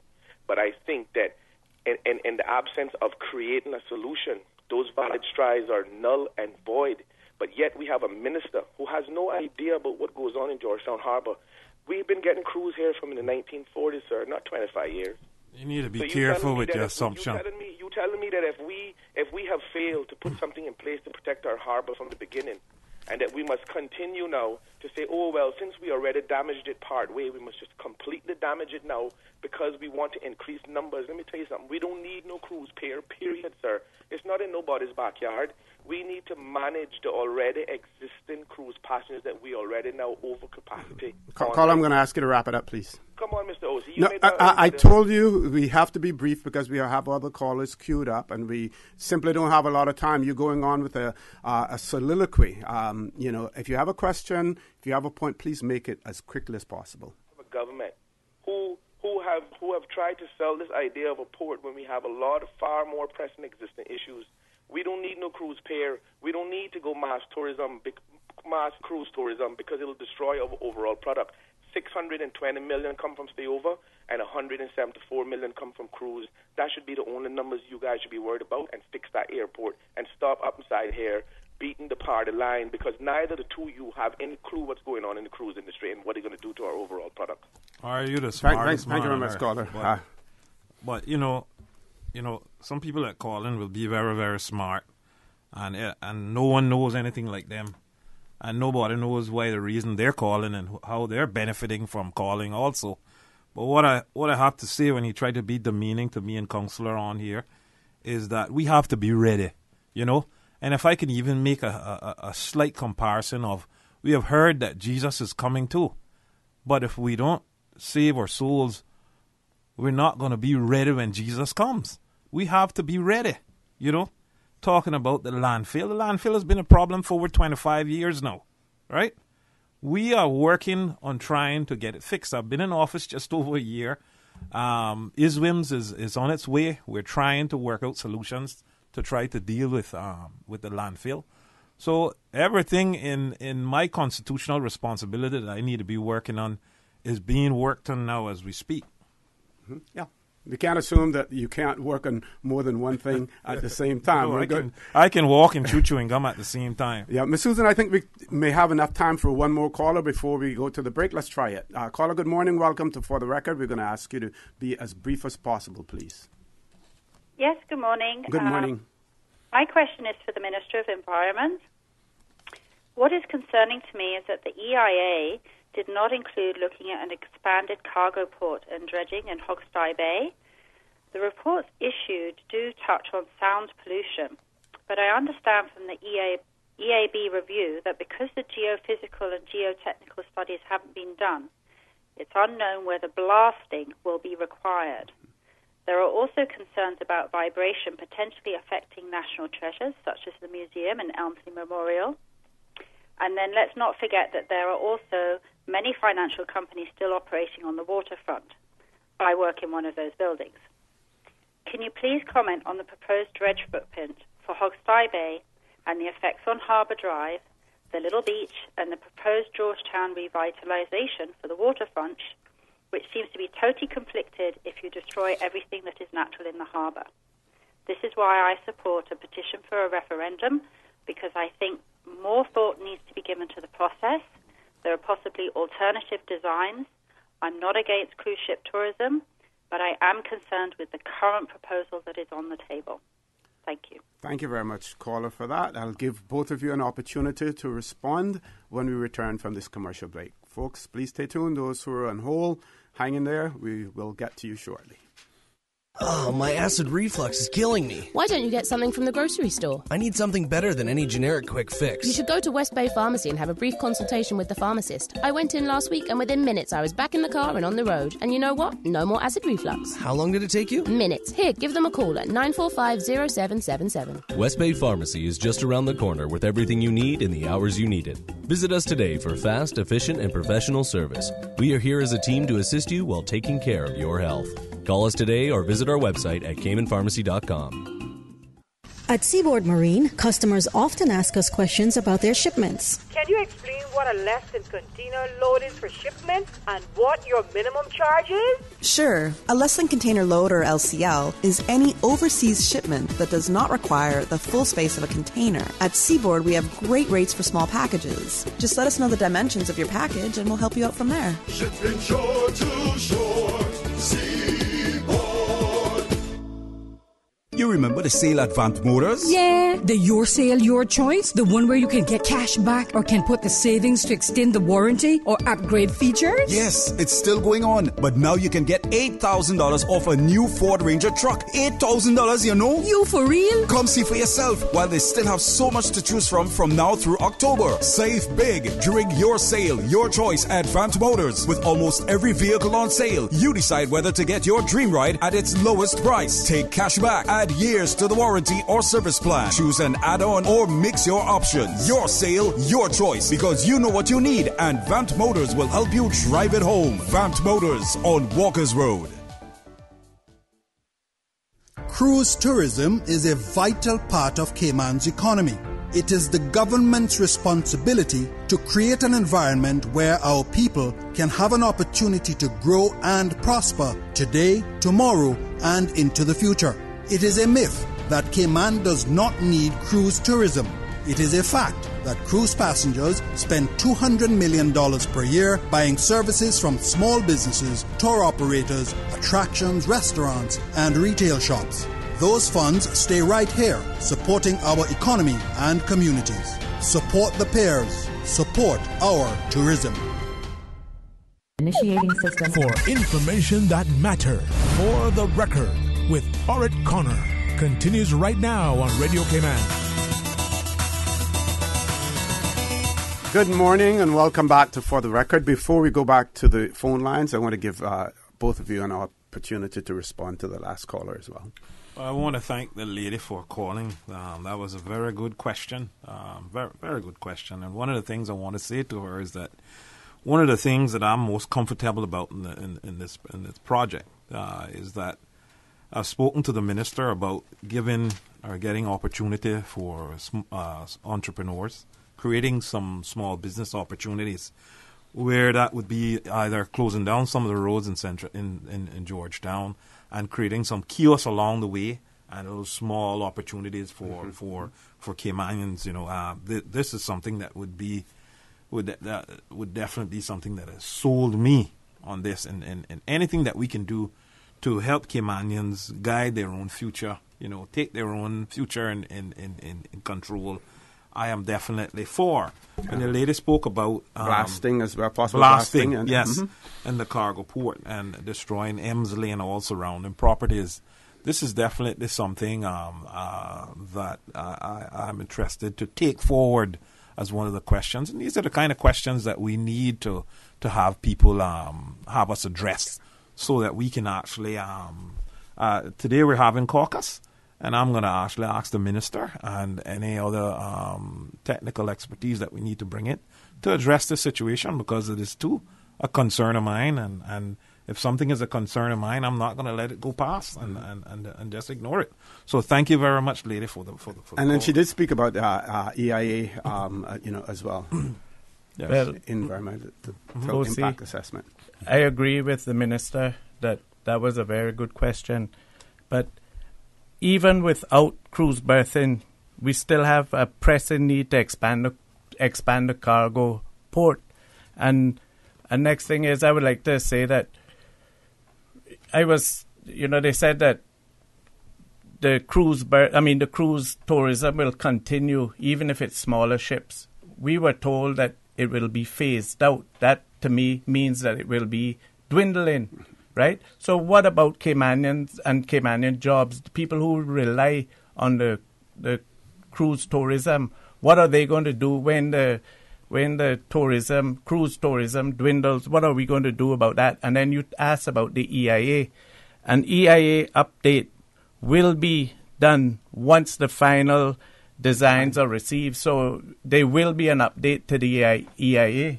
And the minister did point out last week when he was here that they were still waiting for some studies to come in, and once that information was available, then it would be made public as well. Yeah, the first part of the EIA has been done, and there's additional reviewing being done to cover other areas, as the lady called in about. Okay, we have 3 callers. We're going to make those 3 callers our last calls for the morning.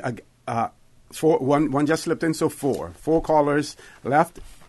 Folks, we have about 10 minutes, so I'm asking you to be cognizant of the time, cognizant of the fact that there's someone else behind you waiting to speak as well. So we're asking you to be as brief as possible.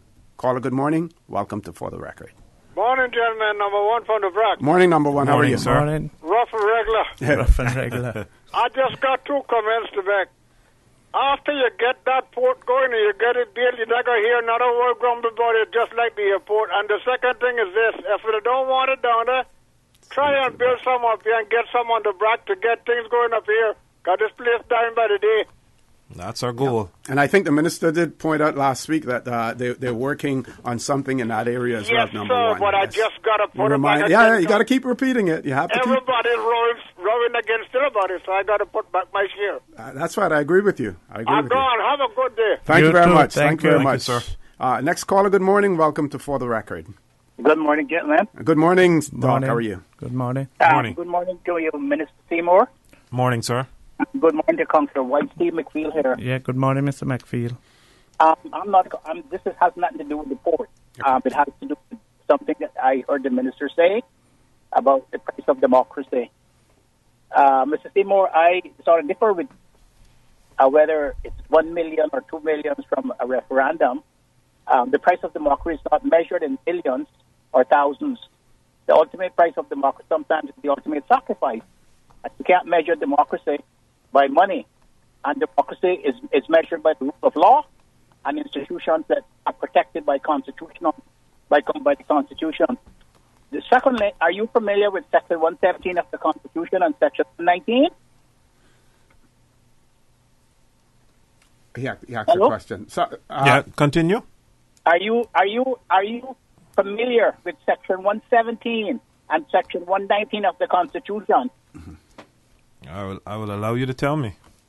Well, I'm asking if you're familiar with them. I'm familiar with a lot of parts of it. I don't know exactly which part you're talking about. Caller, rather than running a quiz, why don't we just tell him what you're getting after? It's the standard in public life. And I would ask you to go and read the Constitution, Section 117(9). The functions of the Commission for Standard in Public Life. And I would ask you, as a minister in government who is responsible for the cabinet, work for the responsible legislature, and ultimate responsible for the people, to enact that law, to bring that law into force, so that we can have a say and that we can be sure that democracy is protected. Another one, Section 119, is the one that deals with district councils. You said that a question was asked to you as to whether or not you had gotten by Mr. Connor, from Mr. Record, whether or not you had gotten the acquiescence of your people about the cruise ship docking, and you said that you believe that you had that you speaks for them. Well, I never said that, sir. Well, something to that. I didn't say that. He did say that he would be going to his constituents. So if you had already had the district councils, you would have known. You and all the 19 other politicians, except I guess Mr. Ezra Miller, would have known what the people. You would have had the advice of your people, and you could have then come on the radio and say, definitely, I have the advice of my people, and this is what they're saying. But of course, like the standard in public, like Section 117 and Section 119, everything is ignored where the people is concerned. So I would say that if anybody wants my support, the first thing they need to do they need to abide by the Constitution, and especially Section 117 and Section 119 of the Constitution. I want to see that implemented, because that is protecting democracy, and it's not done here. And so all of the hullabaloo that I hear ministers and politicians on the radio talking about this and talking about that, I would like to see the law in Section 117 be implemented, and the law in Section 119 be implemented. But caller, just to point out to you that the Commission for Standards in Public Life, created by Section 117 of the Cayman Islands Constitution, is actually up and running. Well, when was the law group brought into force? I will find that for you, but they created, they relaunched their website on the 10th of May 2017 was the relaunch of the website for that. I'll find the additional information and get back to you on it. Thank you very much, Doc, for that. Let's go to our next caller. Caller, good morning. Welcome to For the Record. Morning, gentlemen. It's Johan Boxham. Morning, sir. How are you? Morning. Jumping straight into it. I don't think I need to be cute because Dr. McFeel just finished lashing you guys, so I can give you something really straightforward. Minister Seymour, how do you reconcile your position as the Minister of Environment with the position taken by the technical experts at the Department of Environment, who have shared, because it's in today's media, it's been for the last little while now, their own views and conclusions that the EIA is incomplete? That's the first question. Second question, MLA Wight, sir, I hear what you're saying about cost, but Section 70 of the Constitution, which is what we, the people, are using to drive a people-initiated referendum, that isn't something that can be tossed on a shelf or it's too expensive, especially when you're talking about the democratic rights of the people and the fact that it's built into the Constitution for us to use. When we talk about, I've heard every single one of you talk about a mandate. MLA Wight, did you have a mandate to incorporate Kiva Bush into your party after spending decades? Caller, don't flow off from the point. Please just ask a question. Get to your point, because we don't have a whole lot of time. If you'd like me to speak, I can call in and have a conversation with you when they're not there, but you do it all the time. No, but we're talking about a particular issue, and unfortunately, you were veering off the point. We're talking about the port now. Why are we getting to questions in relation to the Honorable W. McKeeva Bush and incorporation there? Let's stick to the topic, please. But come on, man, a little bit of objectivity would go a long way. We don't have time for that. We don't have time for straying off the point, caller. That's the truth. The last question is, gentlemen, we reached a stage where any of you can say with certainty what the carrying capacity and the projected number of tourists you're trying to accommodate, but also what the range of cost is for the project. And whilst we're talking about looking after jobs for Caymanian people, are you both actively involved in the negotiations with the cruise lines to make sure that the water sports operators, tour companies, and taxi drivers are getting a better share of the pie? Because that's what you should be doing if you're really interested in representing the people. Thank you very much, caller, for that. We have two more callers. We're going to squeeze them all in. Caller, good morning. Welcome to For the Record. Good morning, OC, and good morning to the Minister and the Councilor. Good show this morning. This is Kenneth Bryan.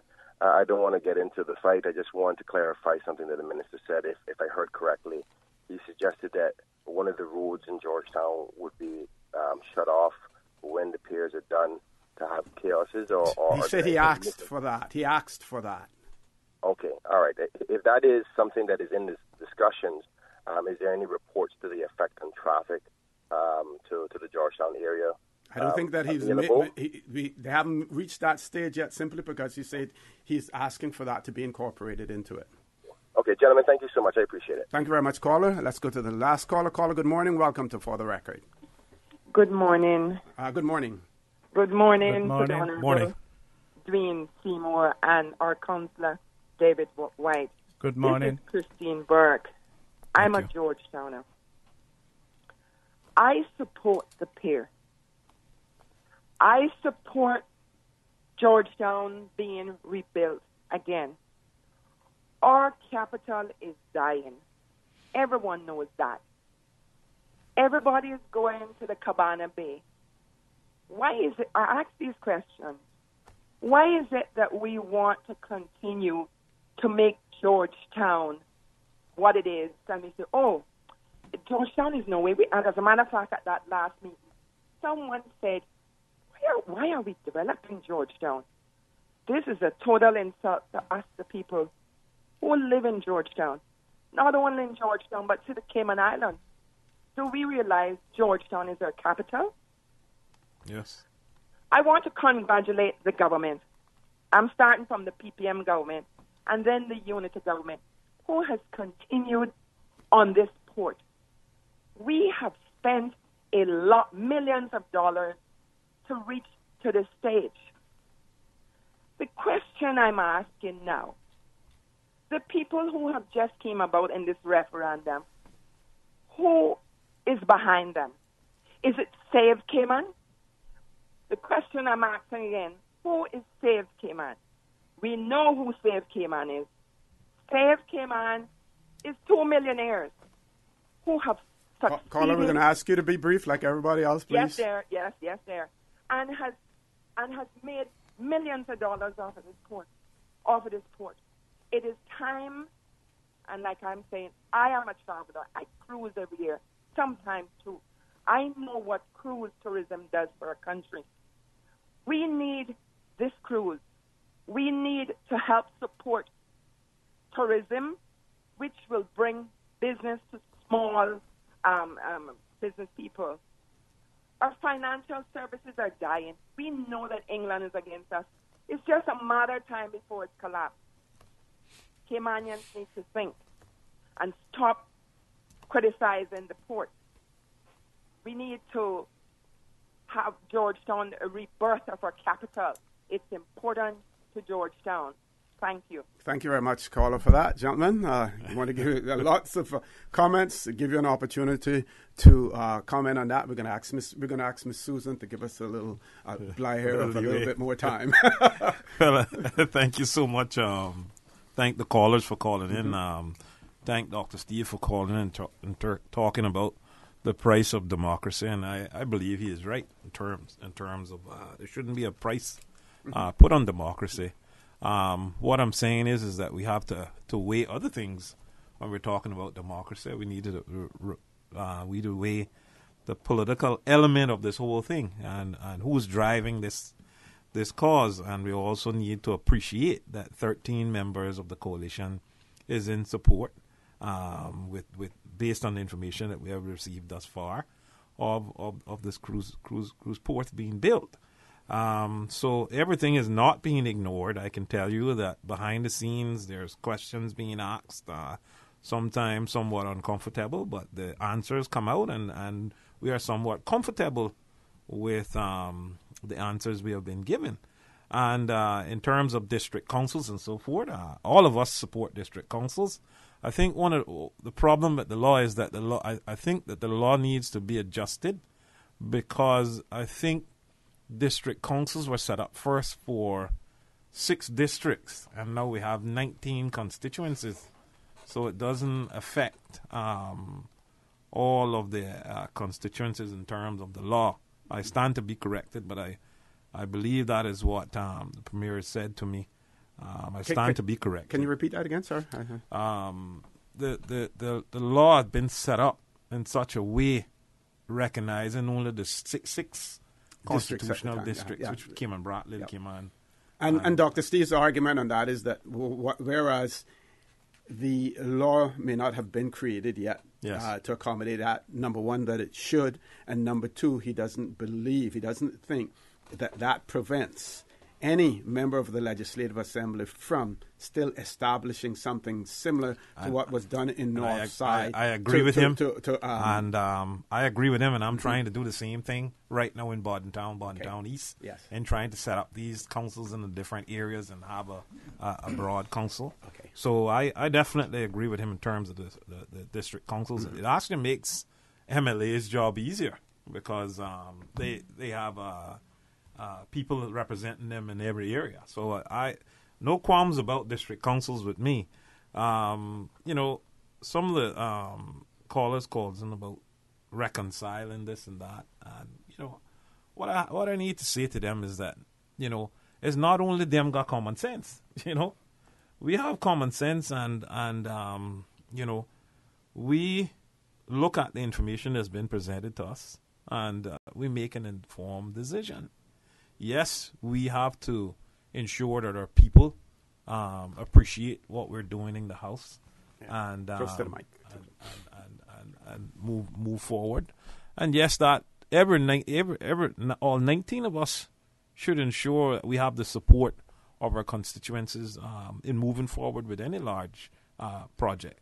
But we also need to appreciate that we have a coalition government, and what a better time to have something done in this magnitude in this country, than to having the PPM, the CDP, and the independents come together and actually agree on something.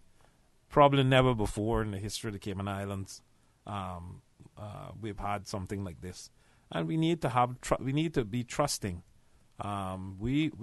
The people elected us, and they put their trust in us to be able to negotiate on their behalf, and they heard our political plights during campaigning. They know the spirit of what we will tolerate and what we want. And, if there's anything large such as this, yes, we should go back to the people and educate them. Not only the political rhetoric that has been spewed out to try to knock the coalition and the unity government off its tracks and try in being the first government to achieving so much. And they recognize that there's not a lot to complain about. So let's grab the low-hanging fruit and let's go out and campaign on that and try to disrupt them, and everything that we're doing is wrong. So what I want to say to the people is that even a broken clock is right twice for the day. MLA, Mr. Wight? OC, I would just like to make a little comment, and that is that one time I went to West Bay and I was accosted down there by an MLA who accused me of eating my own vomit. I just want to say that for my love of my country, my deep love for Cayman, if it takes eating my own vomit to do what is right for Cayman and work with others that I never used to work with and had disagreements with, I will eat my own vomit. That's what I would like to say. But then also, right now we have two pillars of our economy, finance and tourism. I know that we have great ministers right now fighting hard. We have the Honorable Minister for Financial Services, the Honorable Tara Rivers. We have the Premier. We have the Honorable Minister of Finance, Roy McTaggart. They're traveling constantly trying to keep our financial industry afloat. But our financial industry is not in our hands. Tourism is in our hands. We can do what we can to help tourism survive. And one of the main things is our cruise tourism. We have a chance to keep tourism alive. Our government has a responsibility to do what is right for the people. And all those people who rely on tourism, cruise tourism, we just can't throw that away. Cruise tourism is projected to rise to 2.3 million. That is a huge increase. We're not going to just rely on stay-over tourism, which is doing well. We'll try to increase that as well. But cruise tourism, we have to try and increase that too for the people who rely, the families and the people that rely on cruise tourism. We have to look out for those people. We can't make excuses in years to come and say that we stop cruise tourism to concentrate more on stay-over tourism. We can't do that. We are a responsible government that look out for all the people of Cayman. Okay. One of the things that needs clarification, because I see where people are making a play on this, has to do with the numbers, the whether or not there will be a scaling down of the regular cruise ships that come, and more emphasis will be placed on the mega ships as well. Also, the fact that the tourism representatives, the cruise ship representatives, say that Cayman will always be one of their choices in terms of ports of call, right? But it seems as if they have also gone on to explain that as the years go on, the number of smaller ships will decrease because the carrying capacity of the larger ships, of course, increases. So more of them. That is where people need to understand the numbers in terms of where the possible fall off of numbers will come.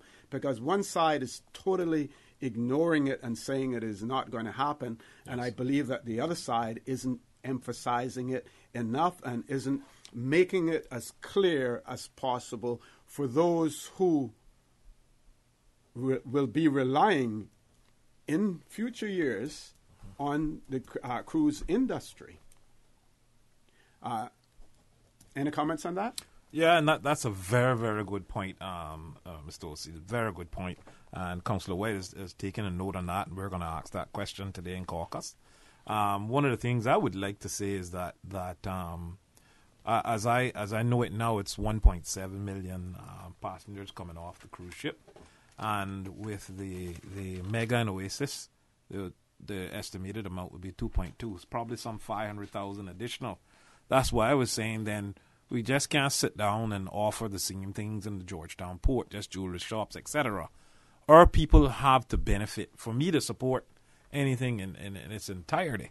And I've been given that comfort from the minister that we will be trying to encourage and help develop other entrepreneurs throughout Georgetown in whatever fashion that may be. It's not like you got a lot of space to build in the port area, so you got to utilize some of the spaces that we have to help create some of these small entrepreneurs.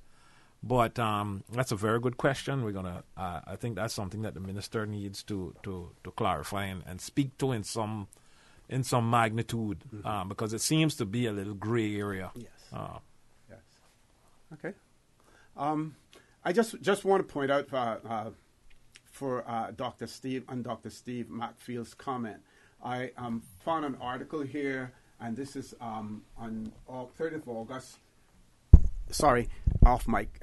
30th of August 2018, and there's an article in one of our news services, says government ignoring key laws, says opposition leader, and he talks about, it says there, Mr. Miller, who is the chair of the Public Accounts Committee, pointed out that the Standards in Public Life law was passed in March of 2014 and amended in 2016, but no commencement order has been made to bring it into effect, despite the creation of the Commission for Standards in Public Life some 8 years ago. So what Dr. Macfield probably meant was the law not coming into effect. But we do have a Commission for Standards in Public Life, created by our Constitution and put into effect some 8 years ago. So there's a difference between the law, which was passed, amended, but not brought into force, and the fact that we do have a Commission for Standards in Public Life. So I just want to make that clear to all of our listeners and our viewers as well. As you know me, I like to... Thank you for that. I like to research my facts and make sure that we get them right and have them clarified, because the most important people out there are you, our listening, and our viewing audience, and we want to make sure that you get the right information. Folks, I want to thank you for allowing Radio Cayman, and by extension For the Record, into your homes. I want to thank our guests this morning. I want to thank Mr. Fred Burton and Ms. Gina Petrie Ebanks. I want to thank Minister Seymour. I want to thank Councilor, MLA, and Councilor Mr. Wight for being on For the Record as well this morning. I want to thank our sponsor, one of our sponsors, Cayman Airways, as well. And as you know, Cayman Airways offering direct flight, non-stop flights from Cayman to New York and vice versa, starting in December. So contact your travel agents, contact Radio Cayman. Not Radio Cayman, no, don't do that. Contact Cayman Airways 949-2311 as well to ensure that you get your bookings. I want to thank you for allowing Radio Cayman and by extension for the record into your homes, into your vehicles as you traverse the busy roads of the Cayman Islands, into your places of work, whether it be an office cubicle or if you're working in the outdoors. I also want to remind you that we are brothers and our sisters keepers. There is always someone out there who's less fortunate than we are, and I ask you to extend a helping hand to them. If you can't do that, then I suggest you donate to a worthy charity, because we always want to consider those who need, not necessarily those who want or even those who crave. I say to you, have a great day. Continue to support your radio station, Radio Cayman. Join Sterling, Dwayne D. Mikes at 12:15 for talk today. And as usual, we ask the good Lord to bless these three beautiful, wonderful Cayman Islands. For the Record is brought to you by Fidelity Bank. For all your banking and pension needs, call or visit a Fidelity branch today. Vamped Motors, the only authorized Ford and Toyota dealerships serving the Cayman Islands. And Cayman Pharmacy Group, with locations in West Base and professional pharmacy at CTMH Doctors Hospital. The Cayman Pharmacy Group has a location for you just around the corner. And Seaboard Marine. With over 35 shipping ports, find your shipping solution by calling Seaboard Marine at 949-4977. Shaken yet standing firm. This is Radio Cayman in the Cayman Islands.